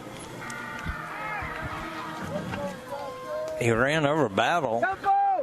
That's a big guy running over a little guy right there. I think I would swap them and put Brown as a fullback. I know Battle would appreciate that. 2nd and 6, and they get Lake Gibson to jump again. That's got to be so frustrating for a coach, man.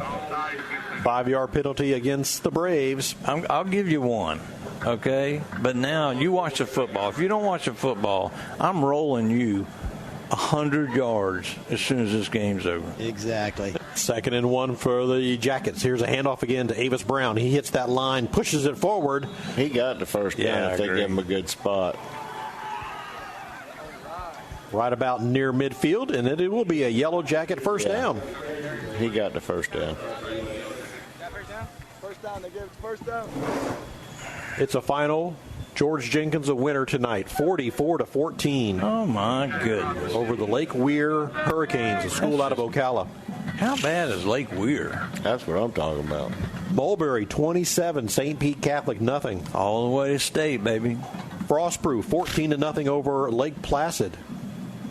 Mm-hmm. First and 10 for the Yellow Jackets. Johnson wants to throw. He flares it out. Oh, just a little too high for Avis Brown to handle. Incomplete. And had a really good block out there. He was going to get some positive yardage. This number, what is it, 40 or something? He was wide open, standing there like, hey, yeah, number 10.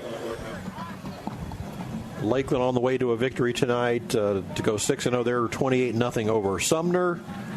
And, well, Sumner must be a pretty good team. I mean, 28-0 sounds like a crazy deal, but against Lakeland, yeah. 2nd and 10. Johnson again, a slant. Oh, and it's off the hands of his intended receiver, incomplete. That's his third drop, and I tell you what, Butler just doesn't drop passes, and that just kind of tells you how the night has kind of evolved. A perfect read, perfect pass, and Butler drops it, and it's just like, I don't know. Yeah, weird game tonight. He catches that ball 9 times out of 10. Exactly. 3 receivers now on the near side on this 3rd and 10 play. Johnson again wants to throw. He's scrambling, looking. Now he's going to sling it off his back foot. And he tripped him. That should be a flag. Baker was tripped as he was breaking toward the middle of the field. I guess they're going to say incidental contact. They just got their feet tangled. So that's going to be a 4th down for the Yellow Jackets. The ball's at midfield. We've already had one fake punt tonight. Well, I don't think you fake this. I think you punt this football and put them in the longest field that you possibly can and play defense. So Sebastian Brock, the punter, on the field now for the Yellow Jackets. They got nobody back deep. They're coming after him. Well, they're anticipating maybe some chicanery. Here's the snap, and he sends it down to be a low line drive kick. Can they get down there before it gets? Look at that. Dies at the 5-yard line. Great job. Nice coverage. I tell you what, that young man, he's a weapon. Oh, yeah. He nailed a 45-yard field goal earlier in the year, and he's had some excellent punts. And this one was a very timely punt down to the 5-yard line. So you're forcing Lake Gibson to go 95 yards to tie this ball game up. Kudos to Miss Elizabeth for finding that AC switch. Yeah, she didn't play around. And when she started doing this, I knew it was all over with. All right, here we go. 1st and 10 for the Lake Gibson Braves. Officially, they're going to put the ball down at about the 6-yard line. Here's the snap. Henderson wants to throw. Slant across the middle, and it's incomplete. Stretched out his arms, and the ball was just at the fingertips. Nobody within 5 yards of him. The linebackers aren't dropping, and the safety isn't coming up. I mean, that's anywhere from 20 to 40 yards. 2nd down and 10 for the Lake Gibson Braves. Oh, we got a fight going on, I guess, somewhere down to the right. Oh, goodness. I don't see a whole lot of law enforcement. I've seen one deputy up here tonight. I saw some outside, but I haven't seen anything inside. Here's the snap. Henry wants to scramble. He's going to be caught behind the line of scrimmage. Stanley, who's back in the game. We're happy to see him back in the game. The Jacket defense trying to pin the Braves deep in their end zone or deep in their part of the field. It'll be 3rd down, and Mike, looks like they need about 14. Yeah, they got a long ways to go, guys. I mean, if I'm Bartow in this situation here, I keep bringing the house on them, but make sure you stay at home. Yeah. little delay here while we... Well, it's this slant that has killed him all night long. Just poor throws and not able to catch it.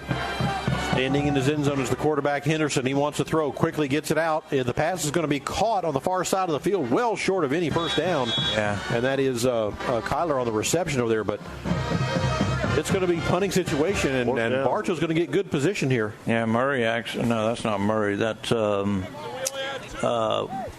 Josiah White missed the tackle and battles right there to take him out. Another final to report, Bruce. Tenor Rock 38, Santa Fe 37. What? Dang it. Tenor Rock Titans 38.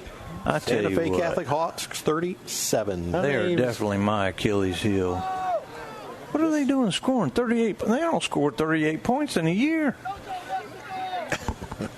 Fourth down. Fourth and about 6 here for Lake Gibson. They are in punt formation. Murray standing about his own 40-yard line. Here's the kick.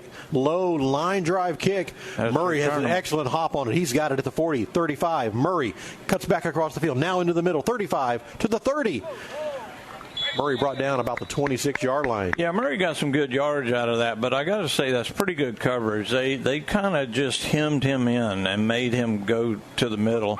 He lost his helmet at the end of the play, but pretty good coverage by Lake Gibson. IMG Academy now kind of enforcing its will. 35-9 now the score in the fourth quarter there. They put in the first string. Actually, that just went final. Okay. 35-9. That's a final, Mike. IMG Academy 35, Fort Meade 9. I don't know if you guys had a chance to look at that campus, but that is amazing. Oh, yeah. First down play, handoff. Live on TV. Avis Brown tries to bounce it to the outside. They string it out, and the Lake Gibson defense will throw him for about a 3-yard loss. They got to quit doing that on first down. Every time. Avis Brown. They know he's coming. Come on, guys. Yeah, when you look at that training facility and that dormitory and what they have at that IMG Academy. You got to think there's professional tennis players that come out of there. Jim Courier came out of there. That was right when it first started. Yeah. Lake Gibson again called for offsides. That'd be a 5-yard walk-off against the Braves. Things are tightening up down in Lake Placid. Frostproof 27, Lake Placid 14. That one's coming a little closer. Oh, no. Second down and 8. And what is that noise coming from the other side of the field? They're playing Bruce's song. Put one man in motion. That's Thomas. They're going to fake it to Thomas. Up the middle goes big quarterback Blake Johnson. He crosses the 20 to the 19. Mike, he's close. He's going to be about a yard short. That's what I thought. Yeah, it's a really good call, though. They fake the jet sweep, and he just goes right up the gut. He gets the linebackers to spread out, and he's able to get 8-9 yards out of the play. Now the Lake Gibson Braves cheerleaders are throwing out the footballs. Well, they just got a lot of stuff. A lot of bling. That's the second time tonight that they've done the footballs and the T-shirts. They were handing them to their friends across the fence the first time in the first half. Here's the snap, and this time they're going to give it to Thomas on that jet sweep. Thomas trying to find some room, makes one man miss. He's fighting for the first down. He's not going to make it. Yeah, he's going to maybe lose a yard there, guys. Oh, my gosh. So he's 4th down and 2. Jackets up by 7 points, 14-7, 6:16 to play here in the ball game. I think I heard Eden holler out, "Go for it!" So somebody did. Offense remains on the field. 4th and 2. The ball at the Lake Gibson 20-yard line. Try to get him to jump, no doubt about that, and then they'll go with the play. Johnson snaps it, drops straight back. He'll float it out in the middle. There's Thomas. I'm assuming Brown. Brown wide open. He's got the first down easily as he crosses the 10 and brought down abruptly at the 5-yard line. Yeah, it's just a delayed screen, or really not really a screen. Brown steps up like he's going to block, and then he just jogs out to the flat. Johnson's able to hold on to the ball long enough and floats it out to him, and they get the first down. Timeout for the mandatory water break.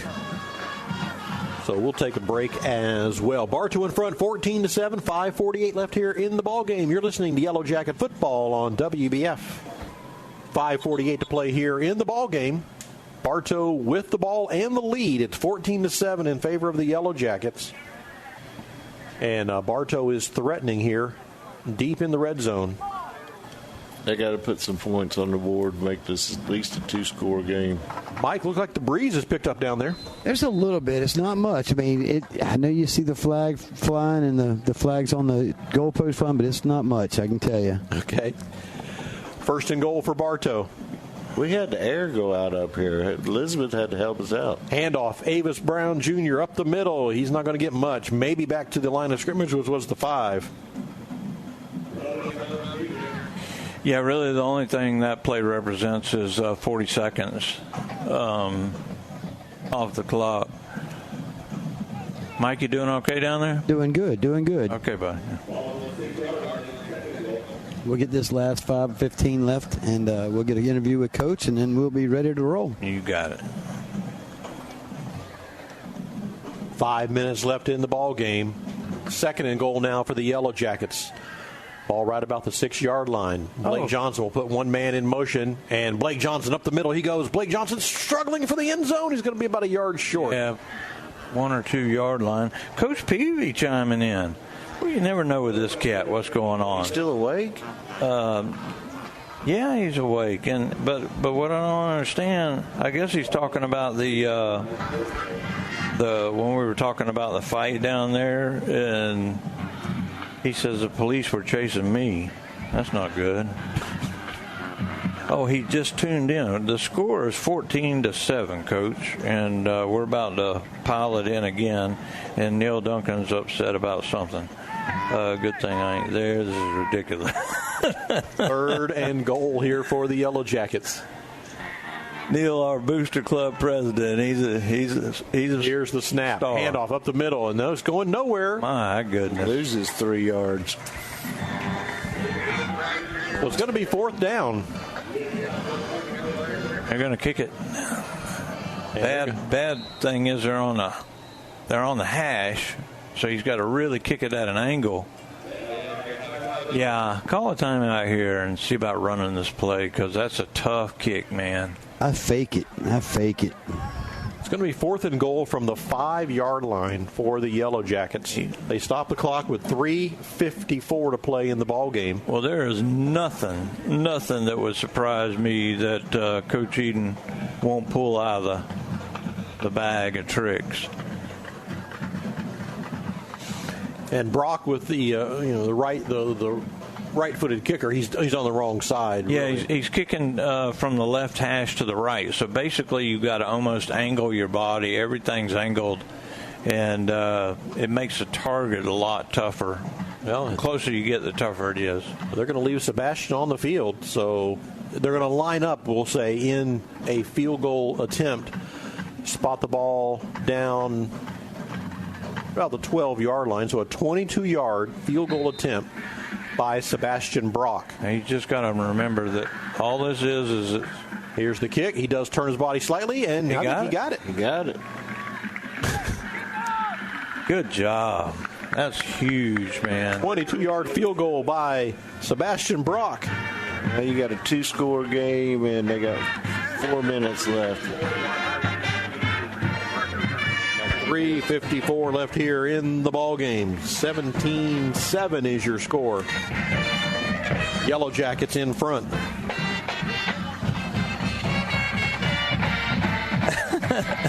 Now, Neil. Well, okay, I won't. I'm getting scolded right now. Are you? Yeah. Why are you getting scolded? I don't know. He's Neil. He can do what he wants. Yellow Jackets will tee it up at the 40-yard line. Brock has it ready to go. Bartow in front now by 2 possessions, a 10-point lead for the Yellow Jackets. Reminder, next week, the Yellow Jackets play on a Thursday night next week in Riverview against the Sharks. So, and it's a 7 o'clock kickoff, too, by the way. Man, that's just all crazy. Here's the kick, and they're going to pooch it. Just a little dribbler. It's going to sit down there, and Bartow's got it. Going to recover it. Bartow recovered it. Bartow got it, guys. He got the backspin on the ball. He got the backspin on the ball, and it came right. Was that Murray? Number 3. That's Murray. Came right into Murray's hands like he was, I don't know, running down a fly ball or something. It was pretty cool. The ball bounced right at the 20-yard line, and you said it hopped right up, and Murray was there. No Brave was around it. That was nice. Now you burn up some clock. And that play right there sums up the whole entire game. A little fluke thing on a kickoff. The whole game has kind of been that way. It's been a little discombobulated, disorganized. Yes. It's just been a weird game. Neil just said Auburndale beat Ridge 7-0.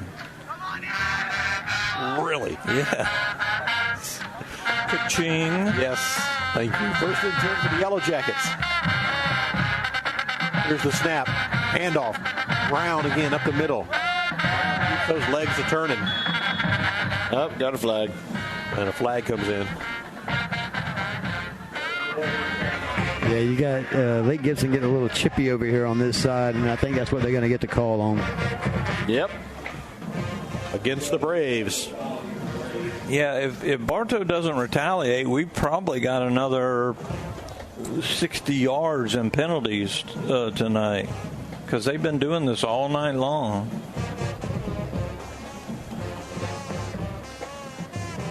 Clock is stopped with 3:45 to play in the ball game.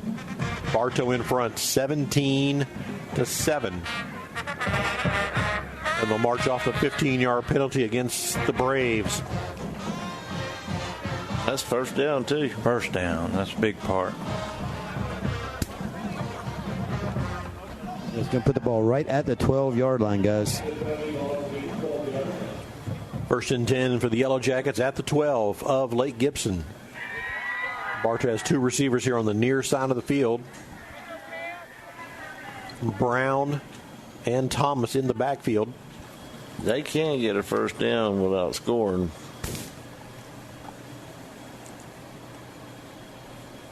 But there's only about 1 yard difference between the first down and a touchdown.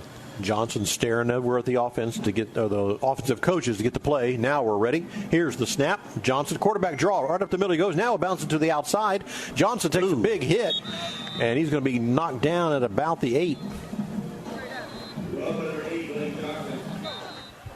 Yeah, he's timeout. Bartow. Timeout. Yellow Jackets called a timeout. Yep.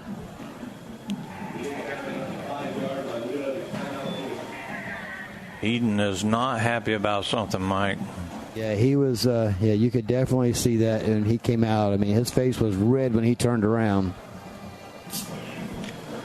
We mentioned next week. It's a Thursday night game. October the 10th is Thursday at Riverview against the Sharks, and that's our second district game of the year. And 7 o'clock kickoff next Thursday night. So Coach Eden talked about the game. 3 games in 12 days. Yeah. You go get the limo out for that game, Jeff? Yeah, your limo. I was going to get the gyrocopter out. I ain't going.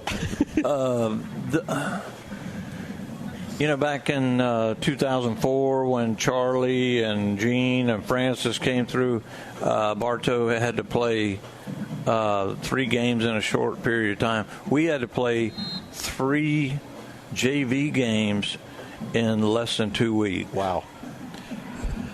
Second and about 3 here for the Yellow Jackets. Here's the snap. Johnson's got it. Throws it to the corner of the end zone. Yeah. Butler's there. He's got it. 2 hands on the ball. Beautiful. Touchdown, Bartow. That was a beautiful throw, a beautiful catch. He caught it at the highest point, and he's tall and he's got long arms, and he just reaches up and grabs that ball and has plenty of room before he steps out of bounds. That's the Corey Butler we know. Exactly. That can play receiver. Touchdown pass, and Bartow from that goofy fluke play on the kickoff Yeah. Where they hustled down there and got that ball. Murray did. Exactly. They turned that into 7 points here, potentially. Brock is on to attempt the extra point. Mulberry was winning, Coach. Snap, the kick is up. It's good. And we do not play Lakeland this year, and we are very happy about that. Now, that's a dirty team right there now. 24-7. Yellow Jackets now in front of Lake Gibson. Let's wander over here to the scoreboard, see if we have any updates for you. 24-7. Frostproof leads Lake Placid 14-0. Mm-hmm. 27-0 Mulberry over Santa Fe Catholic. Mm-hmm. All the way to state, Coach. All the way to state. You and Charlie, right? Me and Charlie and Coach Peavy, we're all in. Haines City over Davenport, 12-7. A couple finals we had tonight. Parish Community over Winter Haven, 37-7. George Jenkins over Lake Weir, 44-14. Tenorock a winner tonight over Santa Fe Catholic, 38-37. I don't get it. I'm not doing very good tonight. Well, I mean, I don't know if Tenorock's ever scored 38 points in an entire season. Here's another pooch kick just like before. This time Lake Gibson will catch it at the 25 and sprint across the 30 and to the 31. 3 minutes. 2:56 to play in the ball game. Hope you can join us tomorrow afternoon. NASCAR Xfinity Series racing from Talladega. 3:30 Saturday, and then the Cup Series on Sunday at 1 o'clock. Yeah, I've been to Daytona probably 20 times, and I love Daytona, but I want to go to Talladega. I mean, it's just no better racing in the world, and I know the drivers, they hate it because there's always a big one and everything else, but it's so much fun for the fans. I want to see the night race at Bristol. Yeah, that's definitely a bucket list there. 1st and 10 for the Braves. Here's a quick pass out into the flat. 2 Jackets are there to bring the ball carrier down almost immediately. He'll get maybe 2 on the play. Yeah, and it took 4 of them to get him down. Boy, that little guy, he's got some legs on him. Look at the legs. Hall, Camden Hall is number 5. Our first time calling his number tonight. Yeah, he's all legs, and he's about as tall as the little referee on this side. But, man, he's low center of gravity, and he ain't coming down easy. I think she's taller than him. That's saying something. I know. She's not taller than the 6-year-old she's standing beside.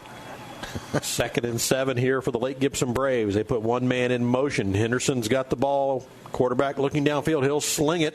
And this is over everybody's head. I don't know about that one. The referee was the closest one to that ball. 2 minutes. Our Booster Club president is reminding about that game at Riverview next week. Of course, it's a district game. Should Bartow win that, then we play for the district championship against Durant on October 25th at Bartow Memorial Stadium. Durant's a pretty good football team, right? Yes. Okay. The Cougars. That's actually the last regular season home game of the year, so it's going to be senior night on the 25th. And then we go to Lake Wales. We go to Lake Wales to wrap up the regular season. Here's the snap on 3rd and 7 for the Braves. Henderson throws it downfield, and it's going to be caught on the sideline. Mike, did he make that catch? Yeah, he made that catch. Wow. He did. He made it. What a catch. That's going to be a first down for Lake Gibson out to the 46-yard line. Stops the clock. Yeah, that was a really good catch. I mean, he almost one-handed that ball, and as Mike said, he got a foot down. That's all you need. 1st and 10 for the Lake Gibson Braves. Clock runs now 1:49 and counting.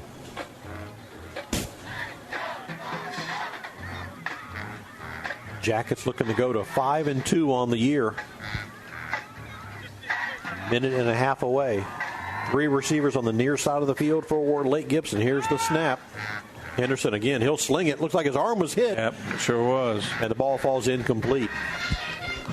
Man, there's a lot of extra activity going on this side, guys. If you watch, yeah, number 28 from Bartow and number 51 for Lake Gibson. They're really going at each other. And Mr. Whitehat threw a flag on the play. Did he get them both or just one of them? I think he's probably going to get just unsportsman conduct against Lake Gibson. Yep. And that's the only call. Yeah, 51's really been he's really been after it. That's the one that put the show on earlier about the biggest flop. 6'3", 285 pounds is big number 51. Yeah. And he's... So a 15-yard penalty against Lake Gibson will back him up. I'm not going to say anything. We got the yardage. So all the way to the 32-yard line. Second down and forever. 1:27 left in the ball game.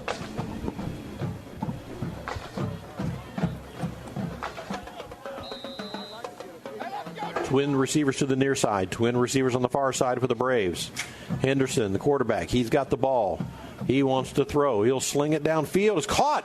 Nice catch by number 7. He's streaking down the middle of the field. He turns back, and he is going to be in for the touchdown. Wow.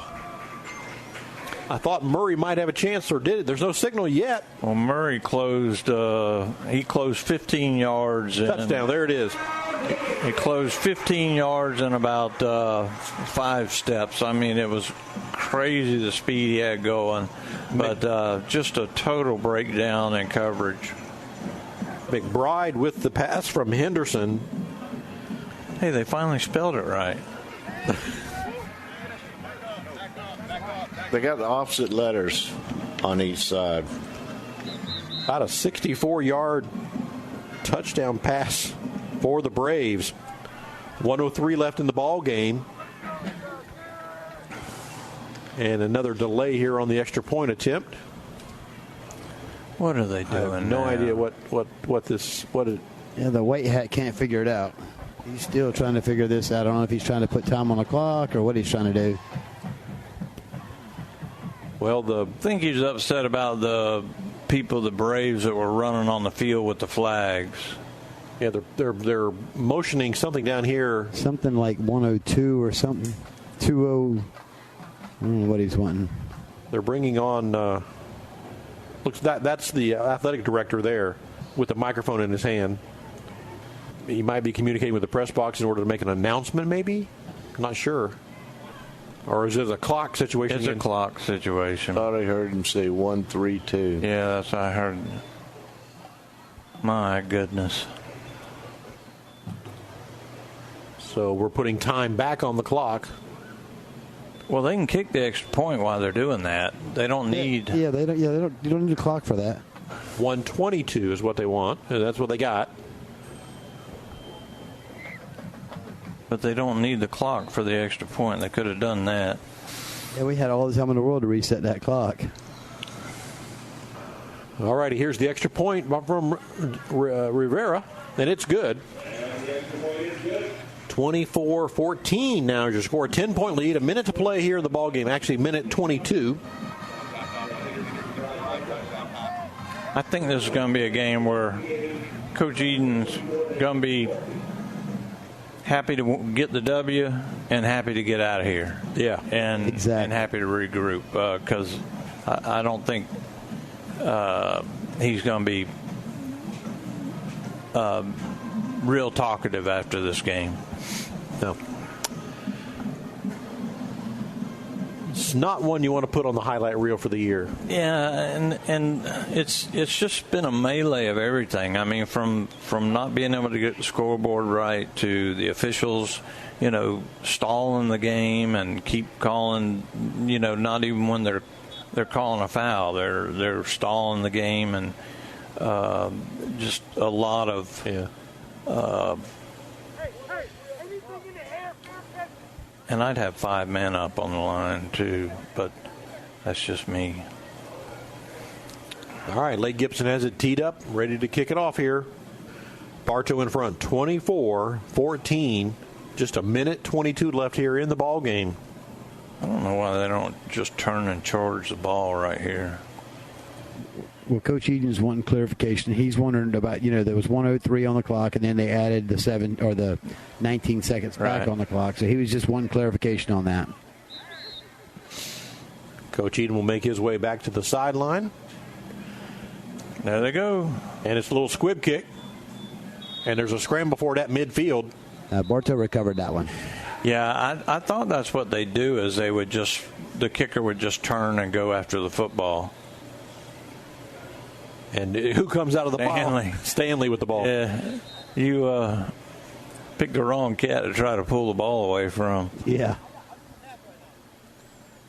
You don't even have to get a first down now. Oh, well, they got timeouts. Well, we have to have a meeting first. Yes. Well, they do. They're discussing about something. that. According to the scoreboard, only 1 second ran off the time. Lake Gibson's got one timeout. Well, they're going to re-kick. Didn't go 10 yards.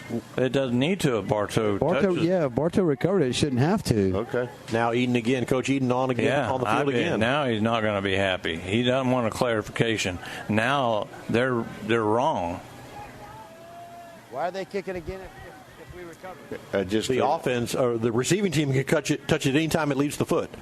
It doesn't have to go 10 yards to be touched by the receiving team. Well, maybe he needs to instruct them. The kicking team cannot touch it before 10 yards. Am I right, Bruce? Yeah, if they do, it's a dead ball right there. Yeah. So we're teeing it up again. Eden is not happy. Goodness. Yeah. Yeah. He was in that guy's face. So it's like it never happened. I mean, they're still kicking off from the same exact spot. They put the ball in play a while ago. There he kicks it. And this is going to go out of bounds. Yeah. It did not go 10 yards and it went out of bounds. There's the flag. Here's another flag over here. Pinky. And that should be a spot foul or spot where it goes out of bounds. As we approach 10:30 on a Friday night. Thank you for sticking with us here on Yellow Jacket Football. Yeah, we got some good fans. We have a good time with them, and let's see. How's Jack and our military folks doing? Are they still? They're probably sleeping. David Music Durant is a pretty good football team. That's where Jamel Cornea's son plays. Okay. Correct. I was going to remind you, I was going to tell you guys there was a Polk County connection with that one because that's where Jamel's son plays at. Yep. And we appreciate the compliment, Coach Peavy. First and 10 for the Yellow Jackets. They line up in victory formation. Johnson will take it and take a knee. Fine. The clock runs. Oh, I don't like that. Don't like what? I mean, there's a minute 20 seconds left on the clock, and you just start kneeling. I mean, I just don't know that. So what do you? I mean, I don't know. I just don't know that I agree with that. You maybe just run the ball maybe to the outside or something, but just to go with 120 and just try to kill it all the way from 120. I mean, I don't know. 50 seconds and counting. Second down for the Yellow Jackets. Again, lined up in victory formation, just ready to take a knee, snap it, and down he goes. Going to have to do that one more time. And there goes the crowd. Lake Gibson fans making their way out. Andy, you mentioned it earlier. Yellow Jackets brought a lot of fans tonight, and we're so glad to see them come over here and watch this team in person. They're not going to make them snap it again. Nope. That's going to be the ball game. That's good. Finally, they made a good call. 13 seconds and counting. Bartow's going to go to 5-2 on the year. Lake Gibson will fall to 2-4. And I guarantee you, Eden is telling them no smack. No smack. Don't you talk any smack. They call a timeout. No, their coach is like. Their coach, I don't know what their coach is wanting. They're not letting them come out. He's complaining about stopping the clock. Right. They didn't send them down to the end zone. Yellow Jackets are marching their way to the south end zone. Meanwhile, the Lake Gibson Brave coach is at midfield with the referees discussing. Well, they should have had to snap the ball one more time. I understand what the Lake Gibson coach is griping about, but he had a timeout. If he didn't like it, he could have called a timeout. So I don't know what the deal is, but I know he's motioning Bartow to come back. And Coach Eden... No, Coach Eden's telling his team to come this way. Yeah, he ain't having it. He ain't playing this. Now one of the Bartow coaches, the assistant coaches, is coming over to talk with the head coach of the Braves to discuss the situation. And yeah, that would be the offensive coordinator, guys. That it's Coach Chin. Coach Chin is that? Yes. Now he turns around and I can see. Now the Lake Gibson coach is sending his team to the locker room. And now Coach Eden's going back to the sideline. Oh, no, they're going over to the band. Also, wow. There's no handshake. That's the problem.